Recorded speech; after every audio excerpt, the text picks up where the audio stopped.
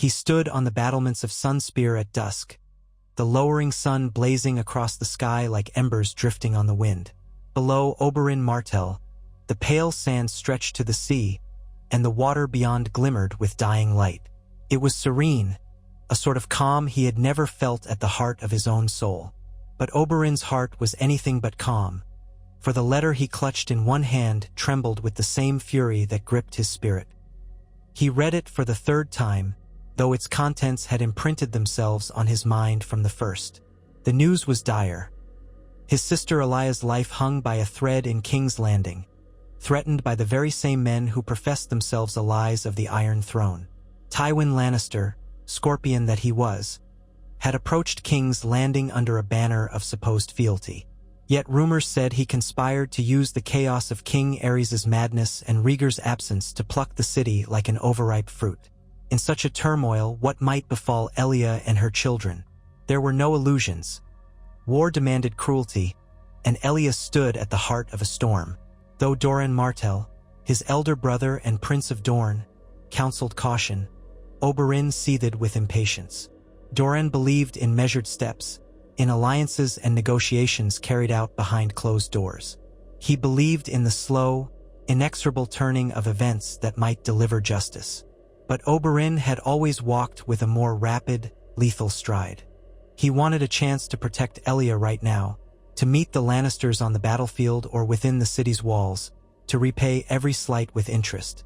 And beneath that protective urge blazed a desire for vengeance that words could never wholly capture. He adored his sister, but more than that, he loathed what the powerful houses of Westeros felt free to do to her. She was a princess of Dorne, and she was not for the taking.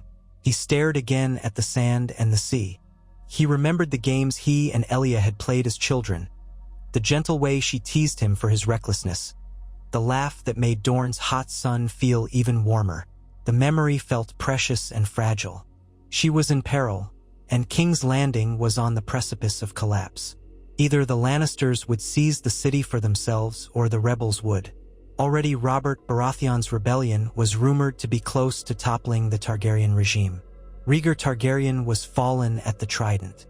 Aerys might still cling to the throne, but his grip seemed weaker with each passing hour. Some whispered he was close to opening the gates for Tywin Lannister, trusting the lion who had once been his hand. Oberyn wanted no part of these half-measures, these wars fought for crowns and for claims. He cared only for Elia, for those children who bore the blood of Dorne in their veins. And if he could see the Lannisters laid low in the process, so be it. He would have his retribution. This was no longer about what was wise. It was about what was necessary. He turned away from the battlements and descended, step by step, toward the courtyard where his men waited. He had handpicked them, a small cadre of loyal spearmen from Dorne, men who owed their houses allegiance to the Martells. Each had sworn to stand by him through any madness that might ensue. If they could make for King's Landing with enough speed and cunning, perhaps they could prevent the tragedy that threatened Elia. Indeed, perhaps they could turn the entire war on its head by striking in a moment of chaos. If King's Landing was about to fall, why not have it fall to Dorne's champion? He found Elia Sand waiting at the foot of the steps, hands folded, eyes full of that mixture of love and amusement she reserved for him. She said nothing as he came closer, only raised a brow as if to question his resolve. He answered her with a fierce, quick kiss, the kind that told her he might not return. "You're still determined," she said quietly once their lips parted. "I can see it in your eyes. You won't let Doran's caution hold you back." He nodded. "I can't let Elia die. I can't let them butcher her children. Do you know what they say Tywin's men did in the Stepstones last time? Do you know the rumors about what Gregor Clegane does to the families of his enemies?" Her eyes flickered with pain. "You can't leave her to face that alone." "I won't," Oberyn said. He had already made his decision days ago. The letter simply brought confirmation that the hour of decision was near. He gathered Illyria's hands in his. "Take care here in Sunspear. Help Doran. Keep him from losing heart entirely if ill news reaches him. I'll return with Elia and the children safe, or I won't return at all." She squeezed his hands. Go, my love. May the sun and spear guide your path." He turned to the men waiting for him. A meager force, but one that would serve his purpose well if they could play the game with cunning. Speed, stealth, and the element of surprise, that was all he had. To ride at the head of a great host would mean to be challenged on the way by the rebels or Ares's loyalists or both. But a smaller troop, well chosen, they might pass unnoticed, especially if they arrived at the city in the midst of chaos. And Oberyn had learned a trick or two in the free cities in his youth. Sometimes the best approach was the back gate, not the main road. They departed at dawn, traveling hard through the Prince's Pass, passing village after village, sometimes riding through the night, forging onward despite exhaustion. The men said little, though Oberyn caught the glint of determination in their eyes. Their prince commanded them, and they knew the stakes. Oberyn himself slept in brief snatches, pressed against his saddle or with his back to a tree, sword laid across his knees. Every time he closed his eyes, he saw Elia. He saw her children, Rhaenys and Aegon, wide-eyed with fear, and behind them loomed a giant in tarnished armor. The mountain that rides Gregor Clegane. He woke more than once with his heart pounding and his fists clenched. Word reached them from travelers and terrified peasants. Robert Baratheon had emerged victorious at the Trident. King Aerys was rumored to be holed up in King's Landing, and Tywin Lannister was approaching the city with a massive host. Few doubted that the lion would soon sink its claws into the throne, or into whatever was left of the Targaryen power. Rumor had it that Queen Rhaella had fled Dragonstone. Of Prince Viserys, who could say? The entire realm trembled, waiting for the final blow. Oberyn's anger only sharpened at each new piece of news. With Rhaegar dead, Elia was isolated. The alliance that bound Dorne to the Targaryens might soon be worthless. If Tywin was led into the city, Oberyn feared it meant death for Elia and her children. Mercy was not the Lannisters' way. They would want to legitimize Robert's claim or their own claim. If the only Targaryen heirs in King's Landing were eliminated, that would tie up any loose ends. The realm might accept it as the grim cost of a rebellion.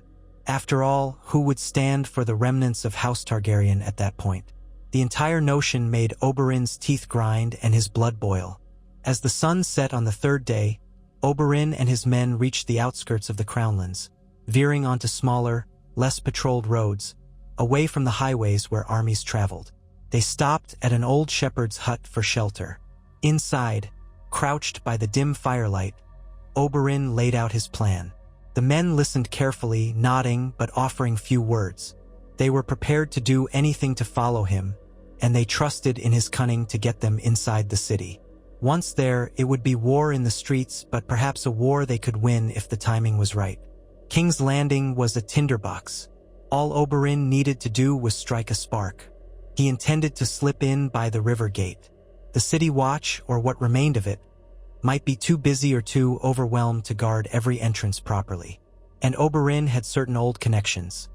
Sellswords, who owed him favors, a smuggler he had once spared in the free cities who had found his way back to Westeros. Good men? Not necessarily, but men who would do what Oberyn needed if it gave them profit or revenge. He had sent a rider ahead 2 days earlier with messages. If luck was with them, the gate would be opened from within under the cover of night. Luck was indeed with them, or perhaps fear did the job of loyalty. The smuggler waited at a prearranged hiding place not far from the river gate. A handful of coins passed hands. The smuggler explained that the gold cloaks were in disarray, half of them deserting to hide from Robert's wrath, the other half uncertain whether to hold the gates for Tywin or bar them. Fearful and underpaid, the guards at the river gate might be bribed to stand aside or at least look the other way. Oberyn's men advanced under cover of darkness, only a few torches flickering in the distance. The city walls loomed tall, lit by wavering lanterns. He felt the tension in every muscle. This was the critical moment. If they were discovered, it would become a bloodbath at the gates. The element of surprise would be gone, and the entire plan would unravel. Carefully, the group formed into pairs, only small knots of men moving at once. Oberyn took the lead, one hand on the hilt of his spear, its head wrapped to dull any gleam. The air smelled of fish and brackish river water. He could hear voices from the other side of the gate, 2 guards speaking in low, anxious tones. In the torchlit gloom, Oberyn saw a shape move near a side postern. The smuggler, holding a lantern low, signaled with a flick of his hand. Oberyn approached with his men. No one shouted an alarm. 2 guards stood there, clearly uneasy, palms out for the promised gold. Oberyn handed them each a purse containing more coin than they might earn in half a year. One of the guards, an older, weary sort, glanced at the bag, a flicker of shame crossing his face, but he stepped aside anyway. The other guard's eyes darted around nervously. He made no protest. They simply let Oberyn's men slip inside. They were in King's Landing now, in a deserted corner near the docks. Oberyn exhaled slowly. It was almost too easy. But now the true danger began. The city's interior was dark but roiled with tension. Strange lights flickered beyond the rooftops, far away near the King's Gate. Flames? Torches from Tywin's men? Or from the Loyalists? The city felt half dead, half mad. Rats scurried across the cobblestones. A few beggars huddled against walls, eyeing the newcomers warily. Somewhere in the distance, a woman wailed. Down the alley, a cat screeched and fled. Oberyn pressed forward. He had no intention of wandering aimlessly. He knew the Red Keep's position like everyone else did, but it was a fortress in itself. Storming it openly would be suicide with the small force he had. He needed to rely on stealth, cunning, and the confusion that was about to erupt. Word was that Tywin Lannister was nearing the gates, perhaps close enough to begin a siege or be welcomed in if Aerys succumbed to some desperate trick. If chaos exploded across King's Landing, Oberyn would exploit it. And sure enough, not an hour later, the horns began to blare across the city. Faintly, from the direction of the main gates, came the cries of men and the clash of steel. Oberyn grinned mirthlessly. Tywin had arrived, or some portion of his army, and a battle was joined at the city walls. The gold cloaks would be scattered and uncertain. Some might fight for Aerys, others might side with the lions.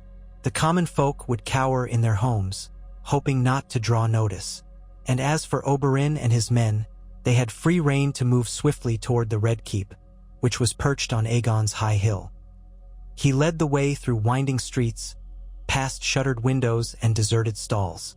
Fewer people roamed than he might have expected, as though they sensed doom coming and had hidden themselves away. War was upon the city. Now and again, a cloaked figure darted across the street or peered from behind a rain barrel, but no one dared to interfere. Oberyn pressed his men onward. If all went as planned, they could slip into the Red Keep through a sallyport seldom used. He had gleaned this knowledge from an acquaintance in King's Landing years ago. The city was riddled with secret ways, and the Targaryens themselves had never discovered them all. Varys, the Master of Whispers, might know, but where was Varys now? Likely flitting between alliances, waiting to serve the next occupant of the throne. The sounds of fighting grew louder as they approached the keep. Bells tolled wildly. The city was alight with panic. Oberyn saw columns of smoke drifting across the skyline, the first tongues of flame rising from somewhere near Flea Bottom, perhaps put to the torch by looters or outraged rebels. The tension in the night air made it hard to breathe. Everyone sensed the end of something, an era, a dynasty, or perhaps the city itself. The sallyport was guarded by a trio of gold cloaks who looked more frightened than formidable. Oberyn signaled his men to halt while he crept closer. He pressed himself against the wall, listening to the talk of the guards. 2 were bemoaning their fate, cursing the king for not yielding, cursing the rebels for wanting to kill them all. The 3rd stood silent, perhaps lost in his own private terror. Oberyn considered whether to try bribery again, but he suspected these were not the malleable sort. Before them lay the direct path to the interior of the Red Keep. Time was of the essence. There was no space for niceties. He stepped out with lethal speed. In a heartbeat, his spear lunged under the chin of the first guard, piercing flesh before the man could raise a shout. The second guard fumbled for his sword, but Oberyn's men were upon him, muffling his cry and driving a blade between his ribs. The third guard managed a single halt before a swift blow took him down. The work was quick and savage, the bodies left slumped in the dark. Oberyn wiped his spear tip on the cloak of the dead guard, grim and determined. It was not honorable warfare, but war rarely was, and he could not afford to show mercy to men who might hamper his path. They slipped through the sally port and found themselves in a narrow corridor lit only by guttering torches. The Red Keep soared above them, a labyrinth of walls, towers, and hidden chambers. Oberyn recalled the map he had studied. They needed to keep to the lesser passages until they reached the residential wings where the royal family and Elia were likely to be. Of course, no one knew for certain if Aerys still kept her close. He might have locked her away, or she might be with Rhaenys and Aegon, protected by a few Targaryen loyalists. Everything hinged on speed and secrecy, but the Red Keep was hardly silent. They could hear shouts echoing through stone corridors, footsteps pounding on floors above, and somewhere a maddened voice raving about traitors. That voice could only belong to Aerys Targaryen. Oberyn felt a bolt of coldness in his stomach. Aerys was rumored to be half insane and wholly paranoid, convinced that everyone was conspiring to topple him. He had wildfire stashed throughout the city, if rumors were true.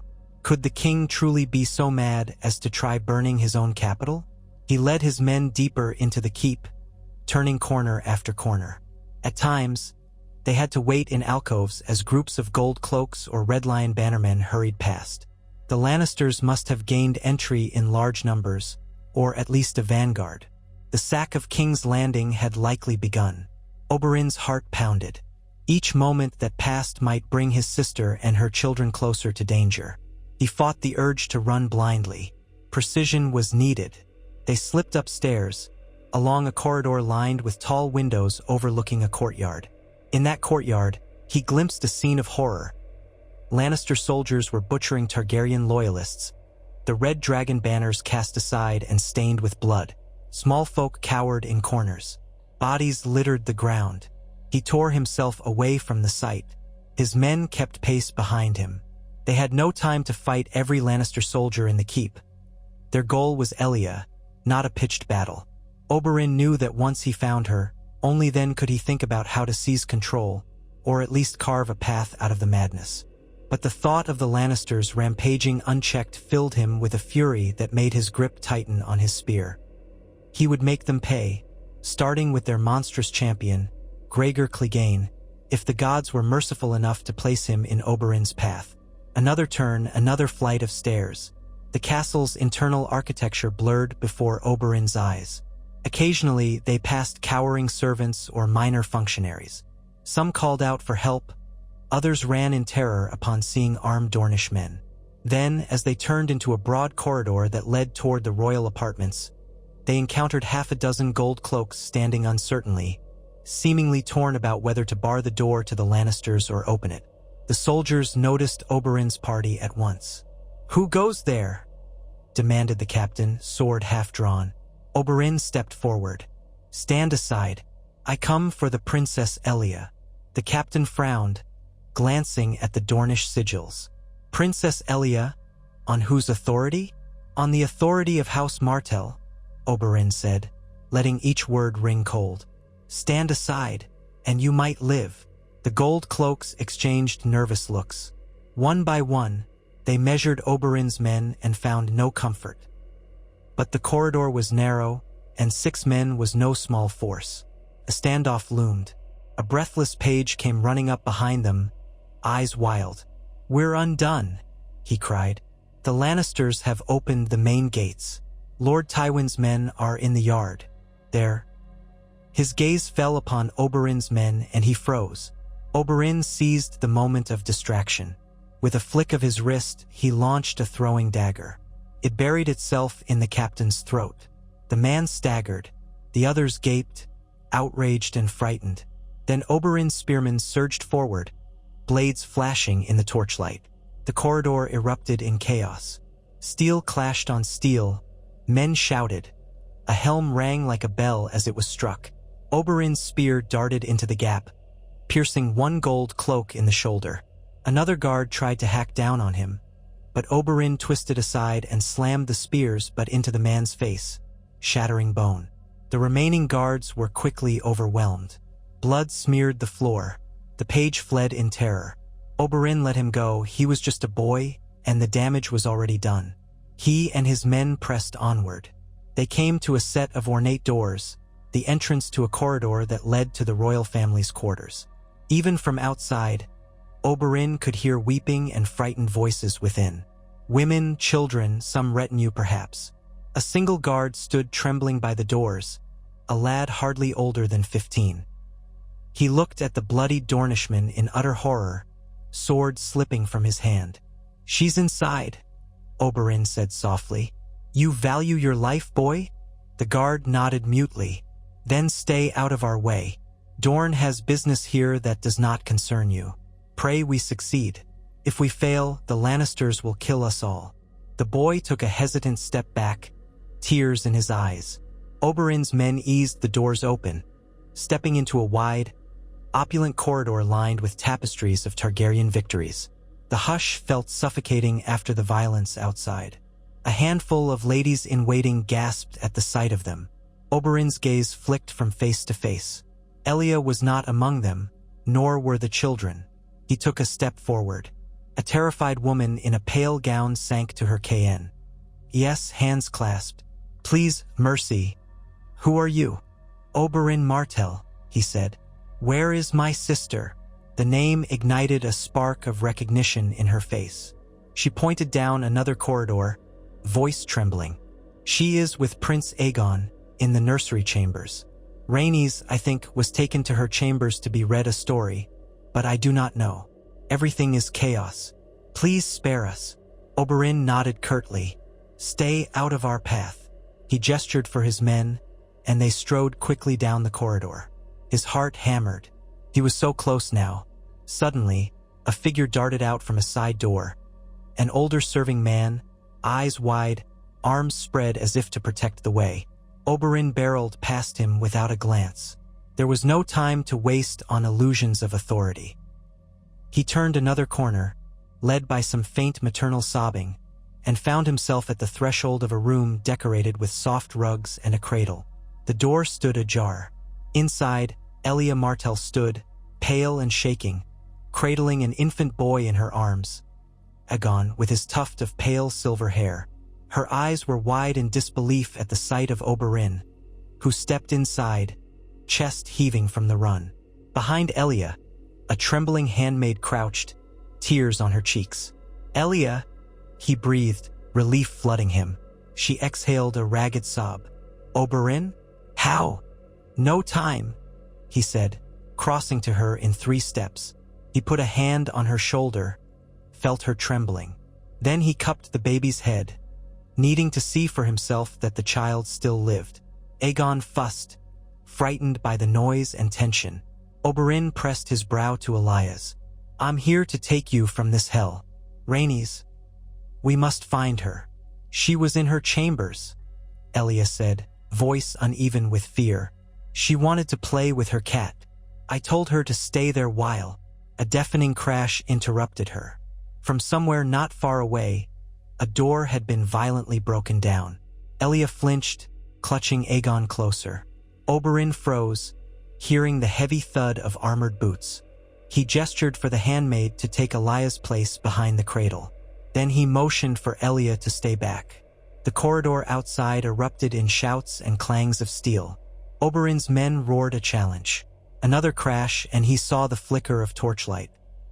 He recognized the men who surged forward in battered plate bearing the sigil of House Lannister. At their head loomed a massive shape. Even in the gloom, Oberyn knew that towering silhouette, Gregor Clegane, the mountain that rides. The man's breath came in hoarse snarls, like a bull in heat. In his gauntlet hands, he gripped a monstrous sword flecked with fresh blood. Oberyn's fury ignited like wildfire. This was the man who threatened his sister's life, the man who had done Tywin's dirtiest deeds, who rumor said killed infants and raped women at the slightest command. At the door behind Oberyn, Elia stifled a scream, pulling Aegon close. The handmaid clamped a hand over her own mouth, paralyzed with terror. In the corridor, Oberyn's men clashed with Gregor's companions, but the mountain himself lunged forward with terrifying speed, sword cleaving into one Dornish spearman's shoulder. Blood sprayed the wall. Oberyn's vision went red with rage. He darted out, spear at the ready. Gregor was finishing the spearman, twisting the blade free. Oberyn struck like a viper, aiming for the gap between armor plates. The mountain turned at the last second, and the spear scraped across steel instead of piercing flesh. "Come here, you whelp," Gregor growled. "I'll split you in half, and your sister next. You'll never touch her again," Oberyn hissed, darting to the side.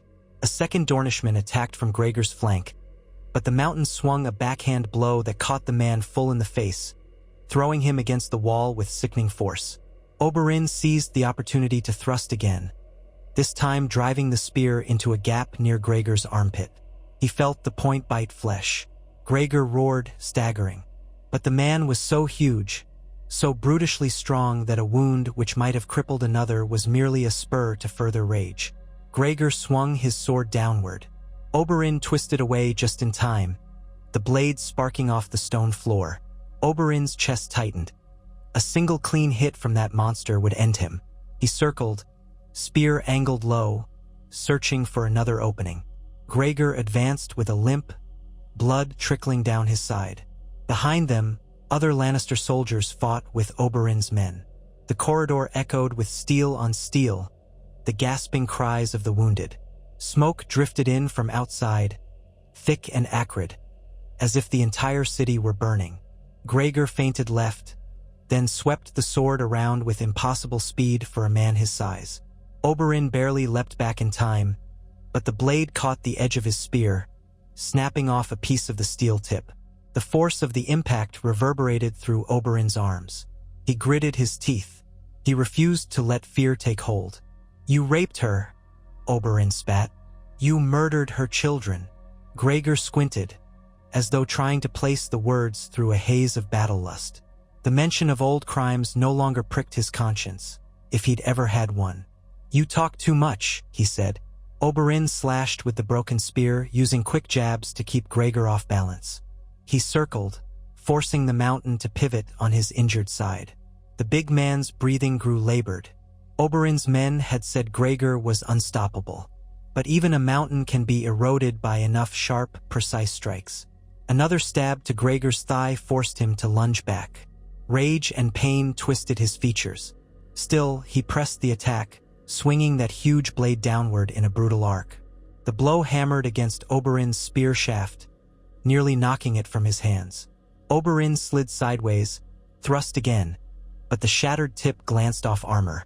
Behind Gregor, Oberyn glimpsed a scene of carnage. 2 more of his own men lay dead, and a Lannister soldier was writhing on the floor, entrails spilling. Another of Oberyn's spearmen was locked in a fierce struggle with a second Lannister man-at-arms. Oberyn had only heartbeats to end the mountain and save Elia from whatever might come next. Gregor charged, slamming Oberyn against the corridor wall. The impact drove the air from Oberyn's lungs. His spear tumbled from his grip, clattering to the floor. Gregor's gauntlet hand closed around Oberyn's neck, beginning to squeeze. Oberyn choked, thrashing, fists pounding futilely on the man's armored arm. He felt the edges of his vision darken, heard a distant scream, Elia's voice. Then a surge of panic-fueled strength spurred him. He twisted his hips, reached desperately behind him. His hand found the hilt of a dagger sheathed at his belt. With a savage effort, he yanked it free and drove it upward into Gregor's side. The mountain roared in pain, releasing Oberyn's throat. Oberyn coughed, stumbling away. He gasped for breath, lung capacity on fire. Gregor clutched at the dagger, blood darkening his armor. Oberyn did not hesitate. He snatched up his spear from the floor, the shortened steel point still sharp enough to kill. With a furious cry, he jabbed the spear forward into Gregor's unguarded face. The tip took him just below the eye, crunching through bone. Gregor's roar died in a wet gurgle. He toppled sideways, limbs twitching. Oberyn lurched backward, panting, spear still clutched in one hand. He couldn't tear his gaze away from the mountain's body, from the ruin of that face. For years, Oberyn had dreamt of this moment, of exacting the vengeance that House Martell so deserved. Now Gregor Clegane lay dead at his feet, a final spasm of muscles before going still. Elia's sob snapped him back to reality. She stood in the nursery doorway, still holding baby Aegon, tears streaming down her cheeks. "Gods be good. You killed him," Oberyn nodded. "He'll never harm you or the children again." At that moment, the last Lannister soldier in the corridor collapsed under the combined assault of Oberyn's men. The corridor fell silent save for ragged breathing and the distant roar of chaos elsewhere in the keep. Oberyn quickly crossed to Elia, placing a hand on her shoulder. "We have to find Rhaenys. Then we have to get out of here." Elia wiped her eyes. "Yes, she's not far." She turned to the handmaid. "Stay here if you must, or come with us. But we're leaving the Red Keep, I promise you." The handmaid swallowed hard. "I'll come." She was shaking, but she lifted her chin. "I'll do what I can to help." They hurried along another corridor, guided by Elia's knowledge of the keep. She had lived here for years, and though she had not roamed every hidden corner, she knew well the route to her daughter's chambers. Oberyn's men, those who survived, formed up around them, silent in the face of tragedy and purpose. Some were wounded. One soldier clutched his blood-soaked arm, another limped, but they still followed Oberyn. They had come this far. They would see it through. A door opened, and a wide-eyed little girl peered out. Rhaenys Targaryen, dark-haired and delicate, recognized her mother instantly. "Mama?" she whimpered. Elia rushed forward, handing Aegon to Oberyn so she could scoop Rhaenys into her arms. The child was trembling. She had heard the fighting, the screams. Oberyn felt a surge of relief. Rhaenys was safe for now.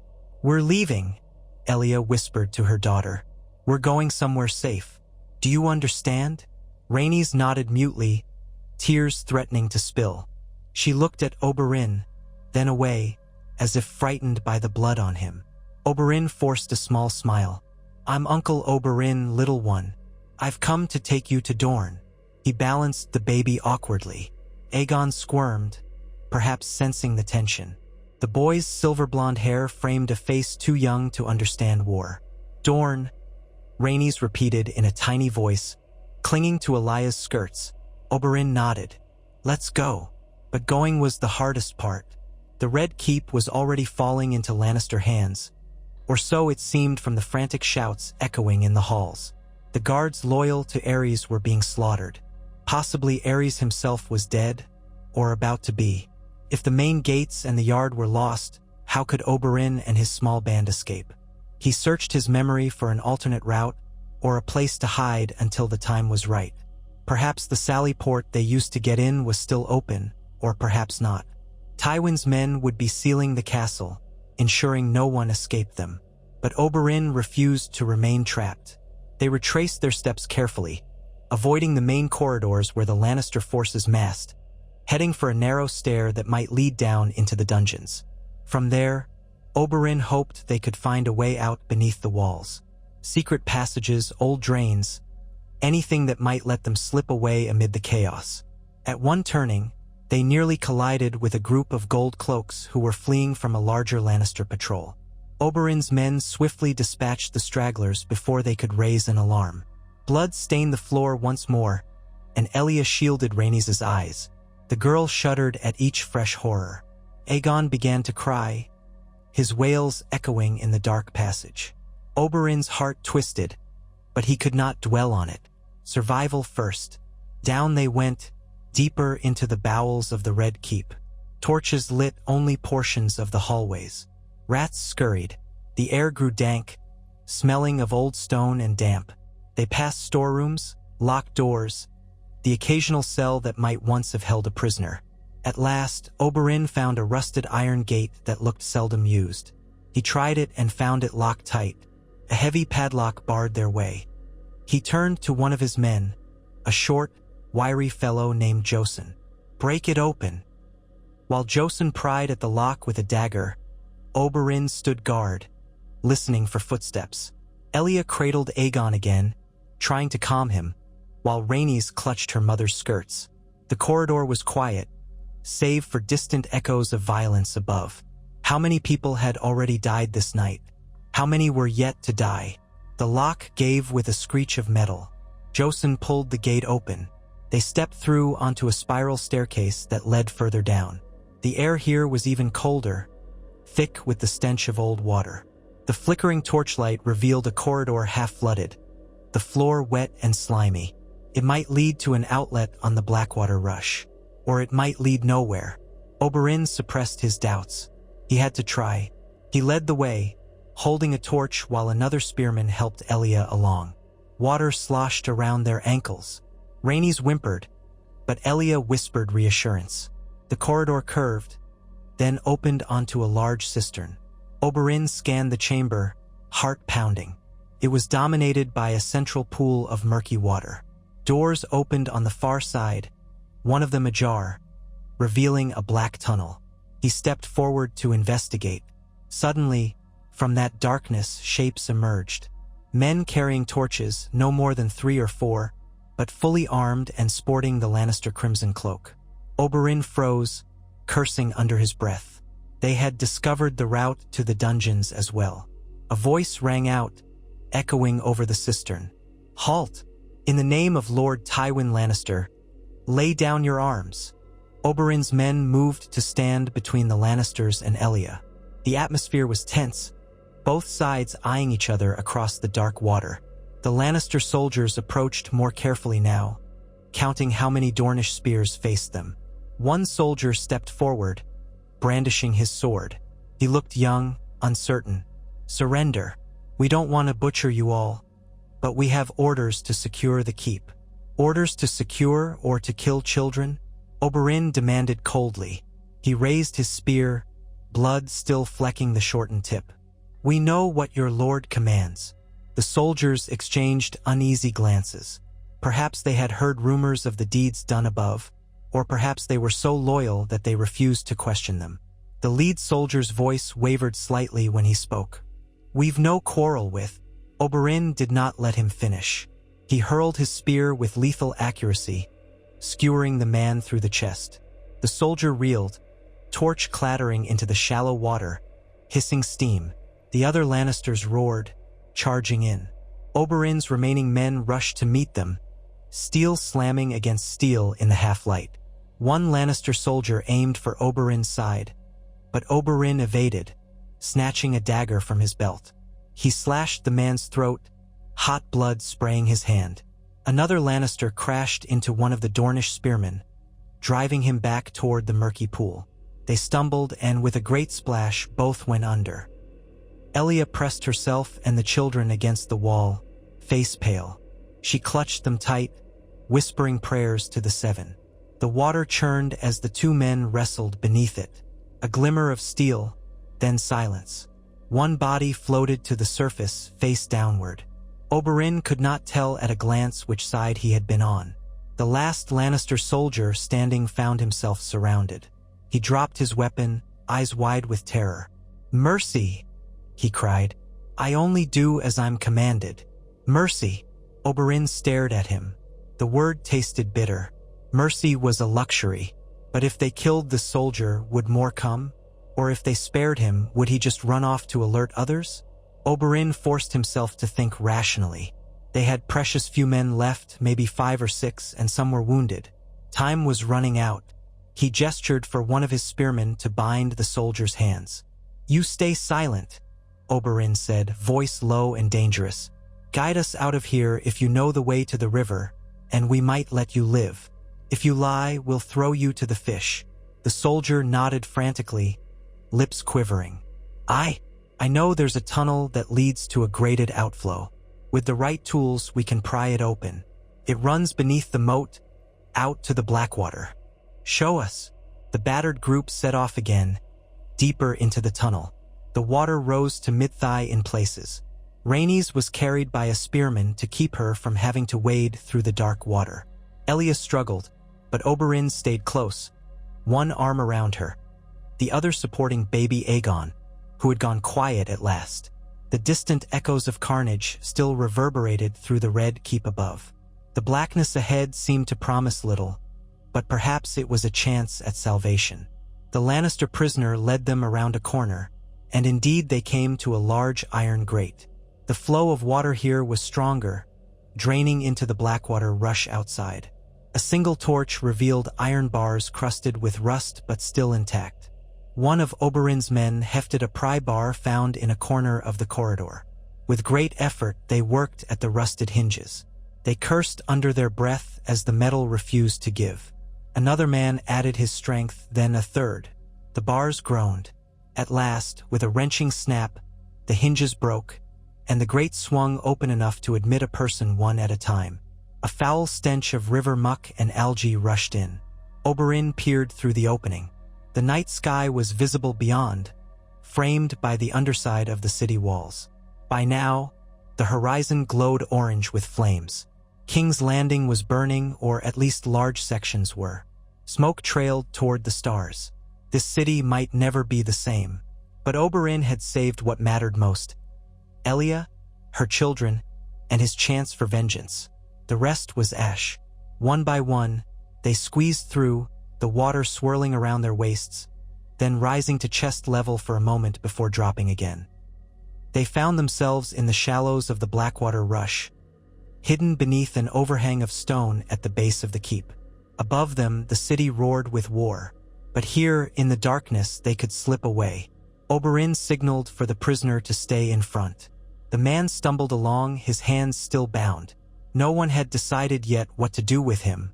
At last, they emerged fully into the black waters.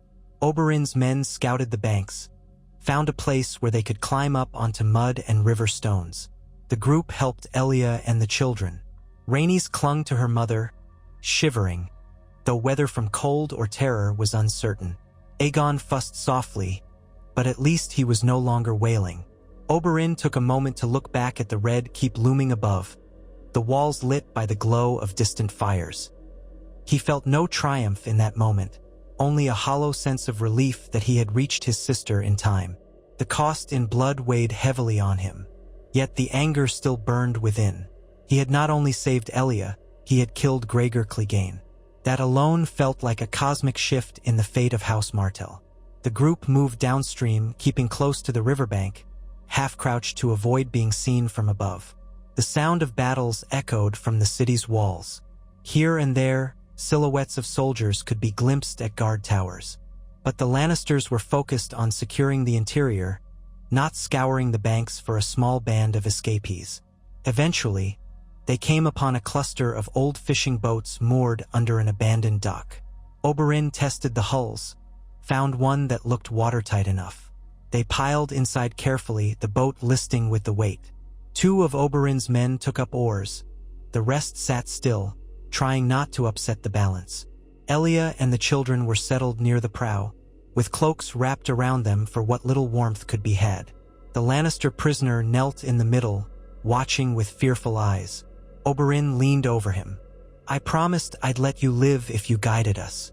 You've done that, but if I set you free now, will you raise a hue and cry?" The prisoner shook his head vigorously. "No, sir. I swear I want no part of this. I want to live." Oberyn searched the man's face. He saw only fear and exhaustion. "Take off the cloak. Toss your arms into the water." The man fumbled to comply. Oberyn cut his bonds with a dagger. "Swim to the shore. Get out of King's Landing if you can. If I ever see your face in Dorne, I'll kill you." The soldier gulped. "Yes, sir, thank you." He jumped over the side, splashing into the murk, and swam away. Oberyn watched until he vanished into shadows. He turned to the oarsmen. "Row." The boat glided away from the dock, out into the current of the Blackwater. Smoke hung over the city like a funeral shroud. The wind carried faint screams and the clang of steel. King's Landing was falling, a prize for Tywin Lannister or for Robert Baratheon, or both. Oberyn's thoughts churned with what that would mean for the realm. House Targaryen was all but destroyed. Rhaegar was dead, Aerys likely so or soon to be. The only Targaryens left were children, and half Dornish at that. Robert Baratheon would not tolerate them as a threat to his claim. He would want them extinguished, so would many lords in the realm. They would consider Aegon a rallying point for Targaryen loyalists. Yet Oberyn would not let the boy or his sister fall into those hands. They drifted past the city's silhouette. Fires flickered in windows and on rooftops. A bitter tang of ash wafted across the dark waters. Now and then, they heard distant horns or saw small vessels fleeing. Chaos reigned. No one paid attention to one small fishing boat hugging the shoreline. As they rowed further, a half-moon emerged from behind clouds, silvering the surface of the water. Oberyn shifted closer to Elia and laid a hand gently on her arm. She had not spoken much since they fled the Red Keep. Rhaenys nestled at her side, face pressed against her mother's cloak. Baby Aegon slept in Elia's lap, too weary even to cry. Oberyn's heart constricted at the sight of them in such fear and vulnerability. He touched Elia's cheek softly. "We have to keep going," he murmured, "until we reach a place where we can land safely and ride south. I'm taking you home to Sunspear." Elia nodded, tears trembling on her lashes. Thank you for coming." She swallowed, glancing at the city behind them. "They'll kill everyone in the Red Keep, won't they?" "Likely," Oberyn said. "The Lannisters want to prove their loyalty to the new king, Robert Baratheon. They'll do it with Targaryen blood and the blood of anyone who served Aerys. But they won't get yours. They won't get the children's." Elia closed her eyes, drawing Rhaenys closer. The girl clutched her mother's hand. A quiet passed between them, heavy with sorrow and relief. Oberyn gazed at his wounded men, each face etched with grief. They had risked everything, and many of their comrades had died in the Red Keep. The price of this rescue had been steep indeed, but they had succeeded. The Martell heir Elia still lived, and with her the children of Rhaegar Targaryen. In Dorne they would be sheltered, at least for a time. The question of what came next loomed large. Would Robert Baratheon march on Dorne to demand the children's heads? Would he risk a fight against a land so notoriously hard to conquer? That remained to be seen. For tonight, all that mattered was the boat, the darkness, and the faint hope of a future. At length, the rowers angled the boat into a narrow inlet, away from the main shipping lanes. A stony shore rose ahead. By the moon's pale light, they guided the boat to ground, dragging it onto the pebbles. Beyond lay a track that wound through low hills and eventually joined a larger road to the south. That was where they must go. They set off on foot, leaving the city behind. Oberyn assigned 2 men to scout ahead, while he walked with Elia and the children, supporting them. Elia's steps were unsteady, exhaustion etched across her face. Rhaenys managed to walk alongside her mother, though she looked ready to collapse at any moment. But they had to keep moving. Danger still lurked everywhere. The Lannisters might send patrols, or brigands might exploit the chaos. The world had turned upside down. Dawn found them on a lonely stretch of road, dusty and lined by scraggly bushes. The sky was stained red, as if the city's fires had burned all night. A hush lay over the land, punctuated by the soft chirping of morning birds. They paused to rest in the shadow of a gnarled tree. Oberyn handed out what little provisions they had, some dried figs, a bit of hard bread and cheese, and a flask of water. Elia tried to feed the children, though Rhaenys had little appetite. Aegon fussed until Elia nursed him. The meager meal reminded Oberyn of simpler days, but nothing was simple anymore. "We need horses," Oberyn said quietly, wiping sweat from his brow. "There's a village a few miles west. Perhaps we can find some there. We'll purchase them if we can, or take them if we must." Elia looked up at him. "Oberyn, does Doran know what you've done? He'll have guessed I'd do something rash." A faint, weary smile touched Oberyn's lips. "He might be cross with me for a time, but he'll rejoice that you and the children live." Elia turned her gaze to the road. "The Targaryens are finished, aren't they?" Oberyn inhaled slowly. "Rhaegar's dead. If Aerys wasn't already murdered in the sack, he will be soon. Maybe Viserys and Queen Rhaella survive on Dragonstone. But who knows? Robert and his allies will name him king, I expect, once the city is secured. Tywin will claim some great reward for his treachery. But you're free of them. You have no need to suffer in King's Landing. Elia's eyes brimmed with tears. I loved Rhaegar, you know. He was complicated, but there were moments of kindness in him. And I loved the children he gave me. She touched baby Aegon's silver hair gently. Now the name Targaryen will be cursed by many. I wonder what future my children can have. We will decide that, Oberyn said. I swore to protect you. You are of House Martell, as are they in part. The blood of the dragon and the blood of the sun will shape our own destiny now. Robert may call himself king, but Dorne has a say in the matter. She nodded, wiping her eyes. Rhaenys crawled into her lap, seeking comfort. Oberyn watched them, heart heavy. So much had been lost. The old alliances, the illusions of stability, gone in a burst of fire and blood. But they were alive, and so long as they lived, House Martell would not bow meekly to Lannister demands. Their survival was a victory in itself. Before the sun climbed too high, they set out again, trudging along the dusty road. Eventually, they came upon the small village Oberyn had mentioned, a cluster of huts, a ramshackle inn, a well, and a few pens holding scrawny livestock. The inhabitants eyed the newcomers warily. A traveling band of blood-stained Dornish soldiers was not a welcome sight, especially after the news that likely had filtered out of King's Landing. But Oberyn approached calmly, arms raised in a gesture of peace. He offered coins for the horses they needed, a price well above their value. Fear warred with greed in the villagers' expressions. Greed won out. Soon, Oberyn's men were saddling up a few half-starved nags, while the local stablemaster stuffed the silver away. Oberyn wondered how long that man would live once outlaws or soldiers happened by, ready to seize anything of value. Westeros had become a cruel place. They rode south with as much haste as they dared. Elia rode with Rhaenys behind her, the child clinging to her waist, while Oberyn cradled baby Aegon in his arms astride another horse.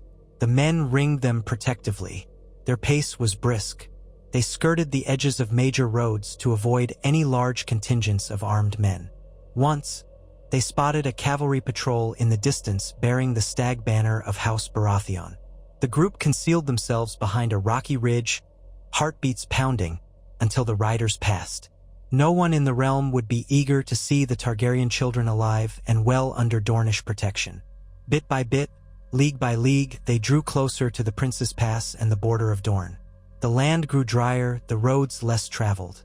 Each day, Oberyn and his men used what meager coin and supplies they had to keep the children fed and safe. Rhaenys' mood brightened somewhat with the promise of seeing Sunspear, a place she had heard tales of. Elia's health, however, gave Oberyn cause for worry. She was physically and emotionally drained. Her body still bore the aftereffects of her last pregnancy, and the terror of the sack had only made matters worse. She had always been frail, but Oberyn saw new lines of pain etching her face. Still, Elia held on, fiercely determined to see her children safe. Oberyn admired her strength, even as he fretted over her well-being.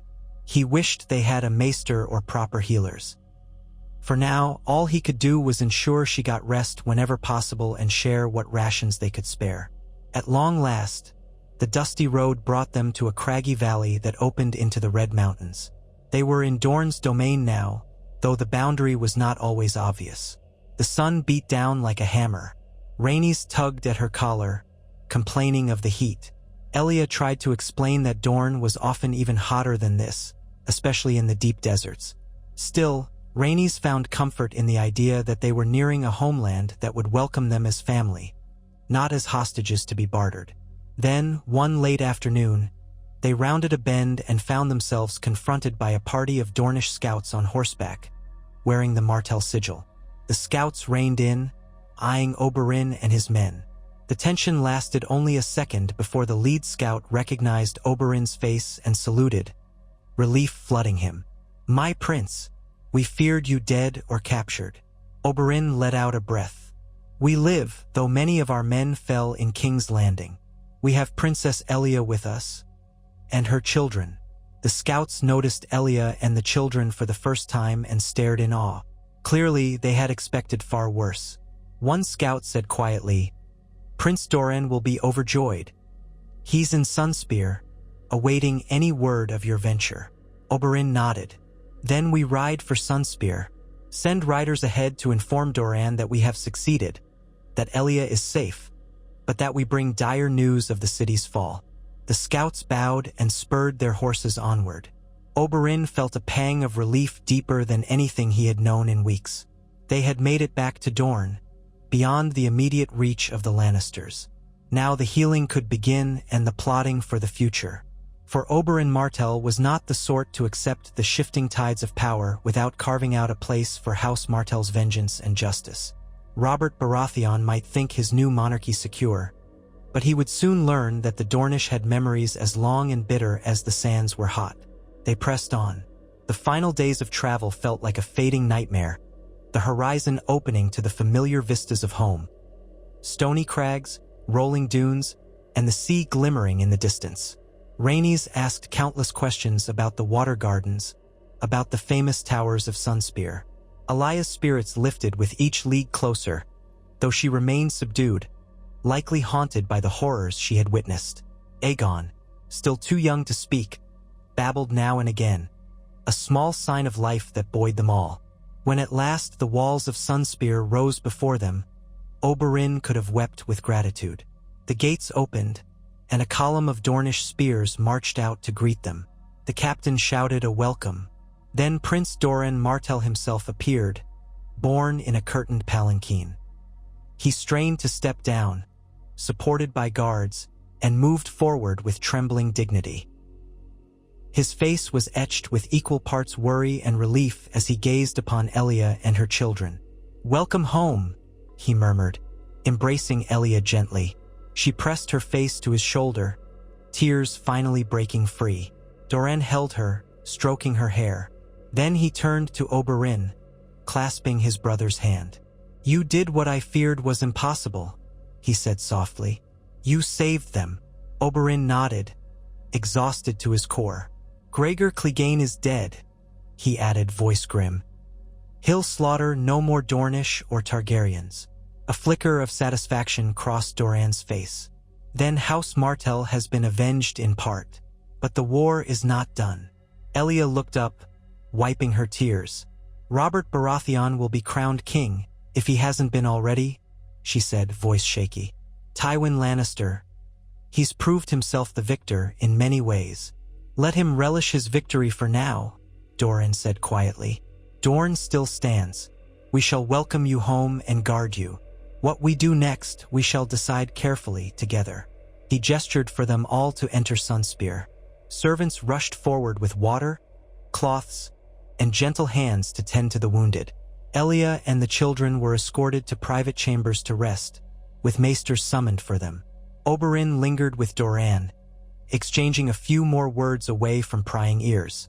"Robert's hold on the throne will be formidable," Oberyn said, staring at the stony courtyard beneath his boots. "He has the Stormlands, the reach through marriage to the Tyrell girl, and the might of the Lannisters behind him.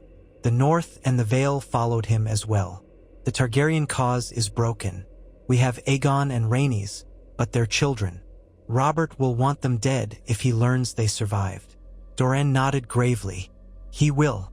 Yet if we proclaim them under our protection, that is an act of open defiance. And Dorne may not be ready for another war so soon." Oberyn clenched his jaw. "So we do nothing?" Doran's face flickered with pain. "We do not feed Elia and her children to the lions, but nor can we gallop into another war that we cannot win. We must be cunning, brother, patient as snakes in the sand." Oberyn bit back a retort. He understood Doran's caution, but every fiber of him longed to continue the fight, to punish those who had shattered their alliance and ravaged House Targaryen. Yet perhaps now was not the time. He had succeeded in saving Elia. That had been the most urgent matter. They had driven a sword into the mountain's heart.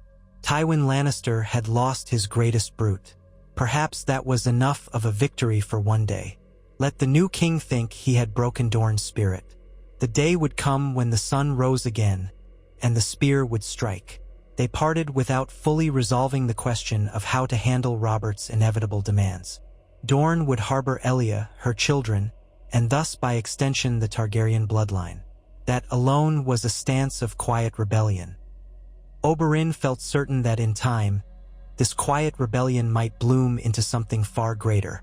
But for now, the priority was healing. House Martell had endured heartbreak. Let them breathe, let them bury their dead, and then they would see what the future held. That evening, after Oberyn had bathed and allowed his wounds to be seen by a maester, he made his way to Elia's chambers.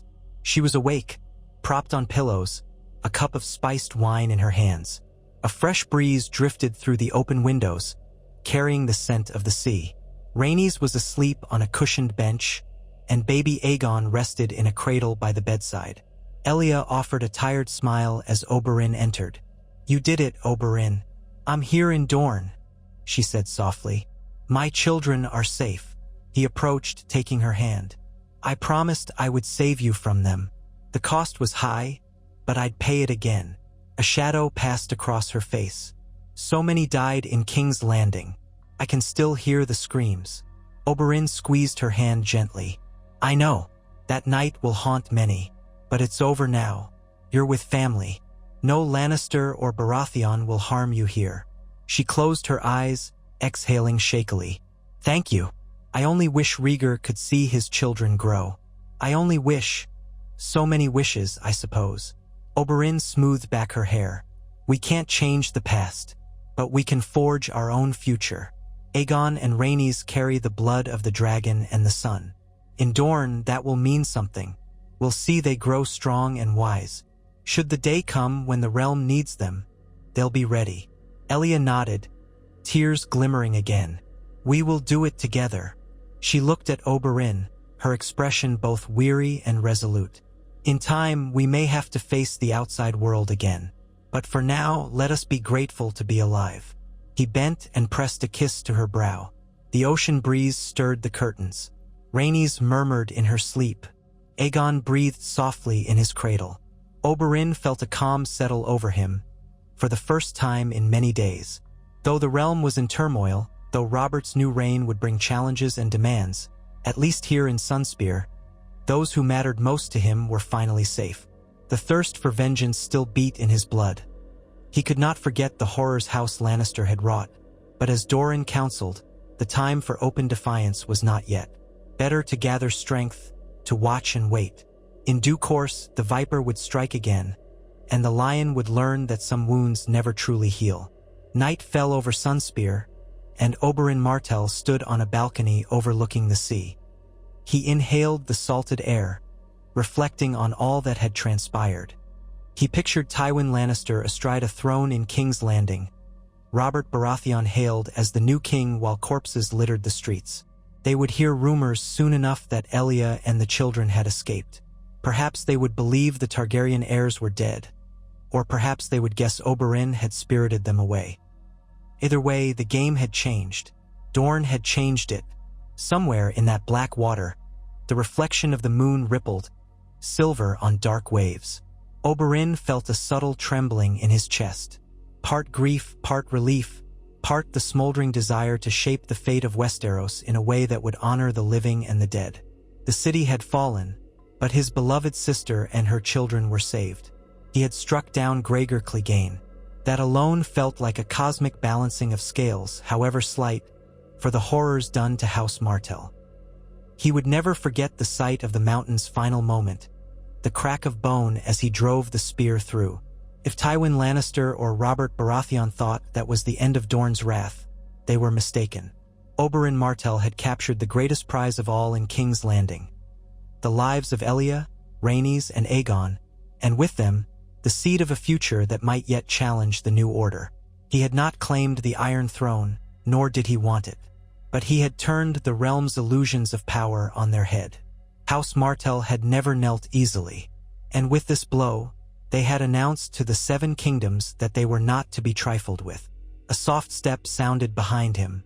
Elia stood in the doorway, hair loose around her shoulders. She wore a simple gown, and a light shawl draped over her arms. Even exhausted, she bore a certain grace, her eyes reflecting the torchlight. She joined Oberyn at the balcony, gazing at the moonlit sea. For a moment, neither spoke. Then she took his hand. "We will make them pay for everything," she whispered, voice trembling with quiet strength. "Not in pointless slaughter, but in the knowledge that we, the ones they thought so weak, have defied them, survived them." Oberyn squeezed her fingers gently, mindful of the sorrow lingering in her voice. "Yes," he murmured. "In the end, we will prevail." Together, they stood in silence, two survivors of a war that had broken empires and families alike. Far from King's Landing and its aftermath of blood and fire, they found a moment of peace. The free wind of Dorne ruffled their hair, the seaside softly below, and in that hush, they dared to imagine a new dawn, when the memory of violence would not overshadow the hope they carried. For in their arms lay the heirs of two great houses, proof that even in the darkest hour, some embers of life and legacy would not be extinguished. So ended the night of the coup that never quite was. A swift blow in the heart of King's Landing, orchestrated by a Dornish prince's desperate love for his sister and her children. It might not have been a complete seizure of power, but it was a victory no less. A stolen victory, carved out with blood and iron while the city fell to the lions. Oberyn Martell had broken into the capital, faced the monster that had terrorized his family, and spirited away the ones he loved most. Through cunning and speed, he had changed the course of history, ensuring that Dorne's princess and the Targaryen heirs survived the doom that had been scripted for them. The aftershocks of that night would be felt across the realm for years to come. And in the Red Keep, amid the rubble and flames, Tywin Lannister's men might have found only the corpses of those loyal to Aerys and the monstrous shape of Gregor Clegane, eyes staring sightlessly in death.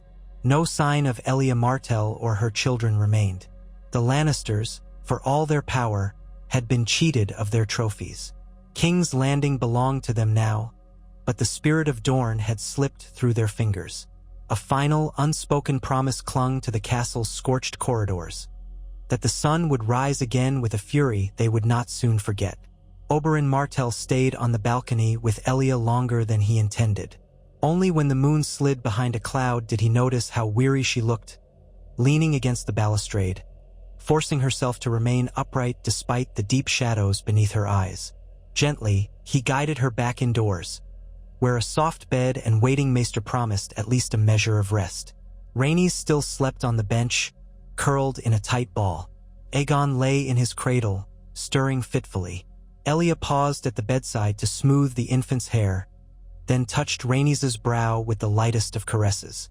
Oberyn watched, heart twisting at the fragility before him. House Targaryen, once so powerful, now survived through two children in a foreign land, protected only by the spear of Dorne. He left quietly, instructing the guards to ensure Elia was not disturbed by more visitors that night. Beyond the heavy doors, torchlight flickered against Sunspear's sandstone walls. Oberyn felt exhaustion dragging at his own limbs, yet his mind still raced. Two serving men passed him in the corridor, carrying cloths for the wounded. So many of his own spearmen had died in King's Landing or suffered grievous wounds that might never fully heal. The maesters and healers were overwhelmed with injured returning from the capital or from the many skirmishes across the Dornish border. The realm had been in turmoil for months, yet never had it felt quite so vivid and close to ruin as now. He made his way to the private audience chamber where Doran waited. Two of Doran's trusted retainers guarded the door. They bowed to Oberyn, but their expressions were grim. Within, he found his brother seated in a high-backed chair, eyes shadowed by the lamplight. A map of Westeros lay spread across a table, corners pinned by small weights. Doran's hand rested upon the shape of Dorne as though protecting it from the rest of the realm. At Oberyn's entrance, he looked up with a weary smile. "I expected you sooner," Doran said softly. He gestured to a chair opposite. "Sit if you can. I know you are tired, but we must speak."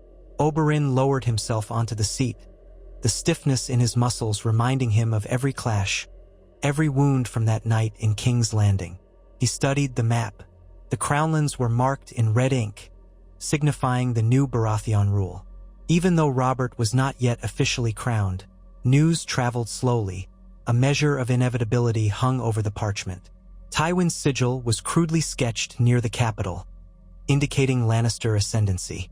"I'm always prepared to speak of strategy," Oberyn said at length. "But first I want to know what word we have from the rest of the realm. I've been gone, with only rumors to guide me." Doran folded his hands in his lap. "As we feared, Robert Baratheon has claimed victory and will be crowned king, or perhaps is already." The Tyrells bent the knee not long after the trident. Lord Mace Tyrell apparently laid down arms outside Storm's End, which Stannis Baratheon was holding, though that siege might have ended only when news of the Mad King's death reached them. "My spies say Tywin Lannister has made a great show of placing the city under the new king's protection.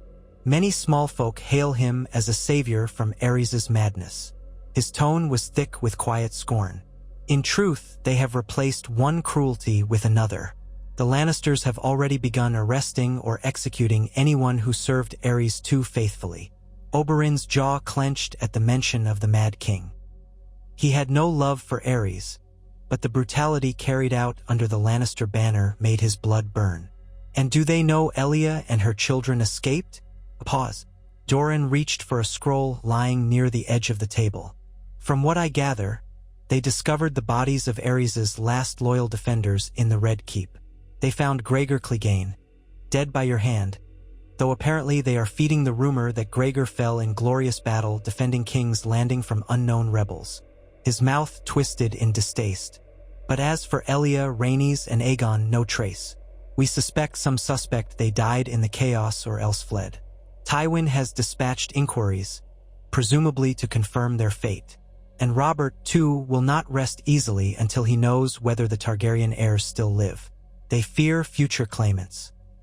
A grim smile tugged Oberyn's lips. "Let them fear. They can spin tales all they like, but they cannot produce Elia's head on a spike. They cannot parade the corpses of her children. We have them safe here. That is a blow to their pride, if nothing else." Doran inclined his head. "A blow indeed, but it also places us in the precarious position of harboring the last Targaryens in Westeros. That means the Iron Throne will consider us rebels if it becomes widely known. Word will leak out eventually. Even if we remain silent, there are always those who talk. Servants, passing merchants, your wounded men. Word travels, especially in times of upheaval. And if Robert demands we hand the children over?" Oberyn asked. The question hung like a guillotine. "I can already guess your answer. Yes." Doran pressed his fingers against his temple as though warding off a headache. "He will send envoys. He will offer conciliatory terms, perhaps pardons or even gold, anything to coax us into giving up the children. If we refuse, he may threaten open war. Dorne is formidable, and Robert may not wish to bleed his realm so soon after his costly rebellion. But Tywin Lannister would urge him to press the matter.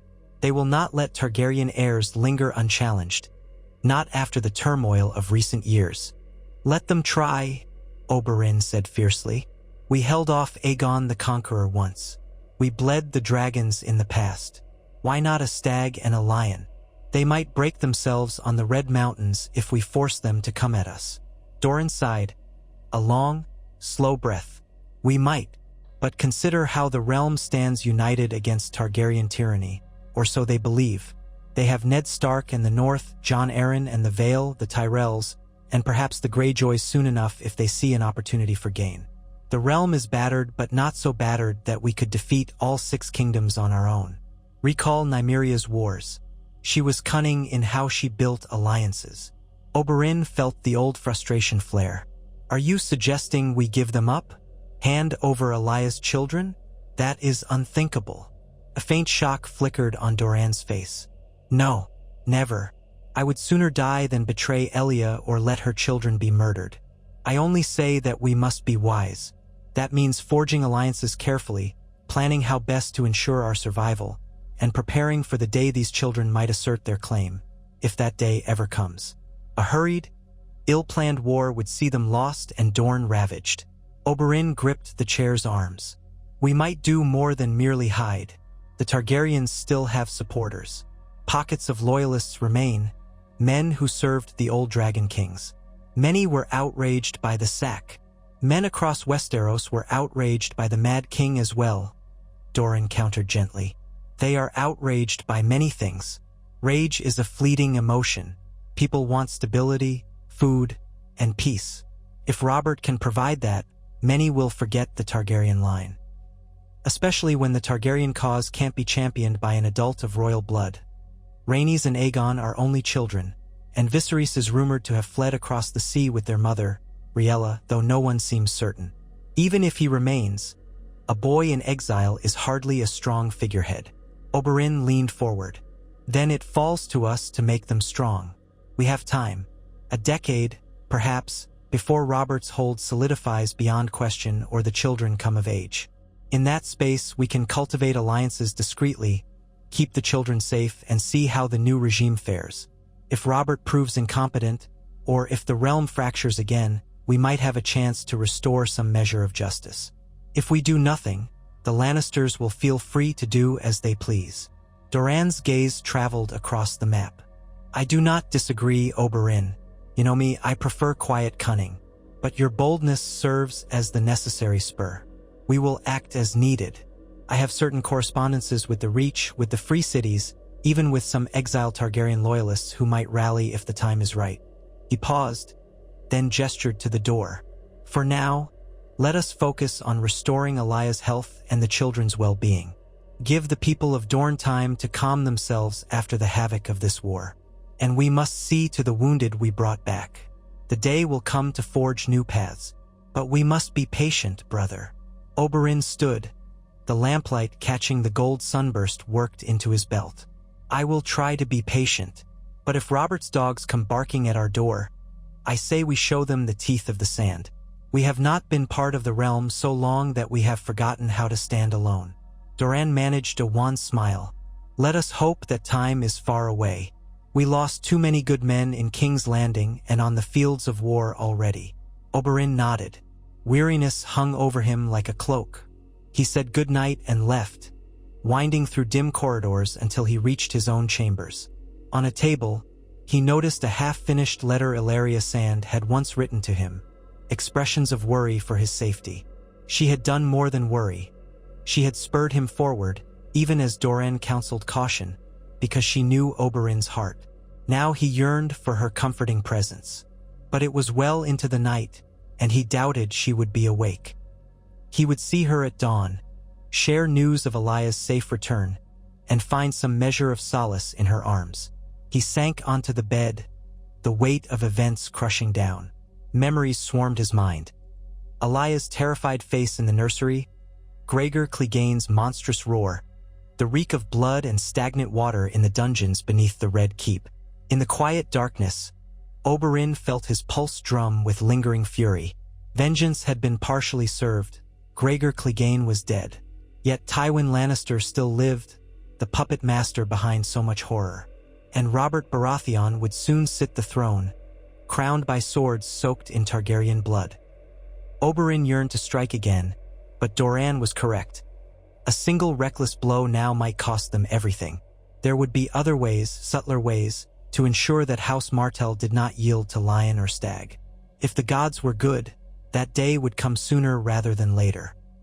He closed his eyes and let exhaustion claim him, lulled by the dull rush of the sea against Sunspear's walls.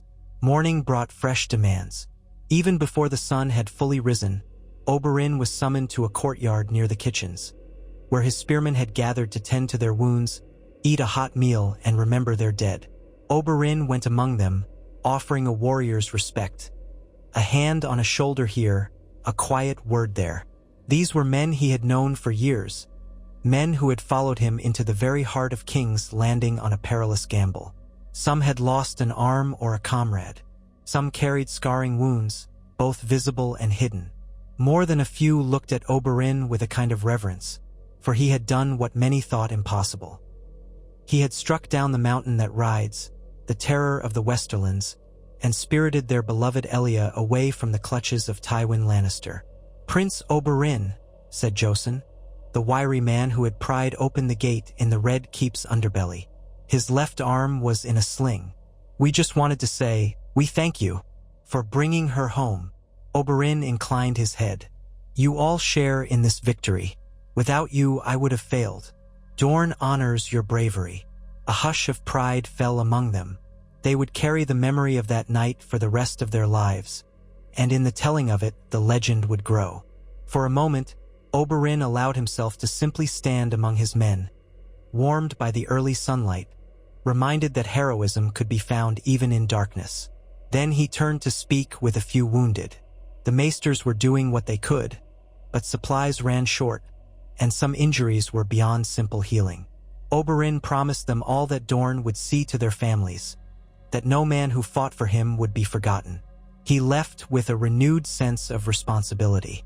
Elia was safe, but a new realm was dawning, and the travails were not over. Dorn might soon stand alone, harboring the children of House Targaryen, whether or not they chose to proclaim it openly. He found Elia in the gardens, beneath a canopy of twisting vines heavy with fragrant blossoms. She wore a simple gown of pale yellow, her thick black hair cascading freely. The moment she saw him, her face lit with relief, and she hastened across the mosaic floor to wrap her arms around him.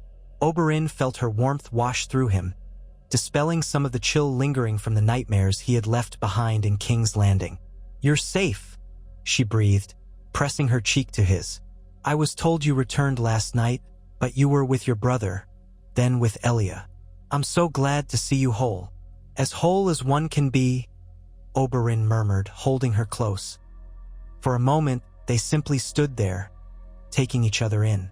Then Elia drew back and studied him, noting the tension etched into his brow, the subtle tremor in his hands. She took his arm and guided him deeper into the gardens, where they sat on a stone bench half hidden by flowering shrubs. "Tell me everything," she said, fingers lacing through his. "I want no illusions.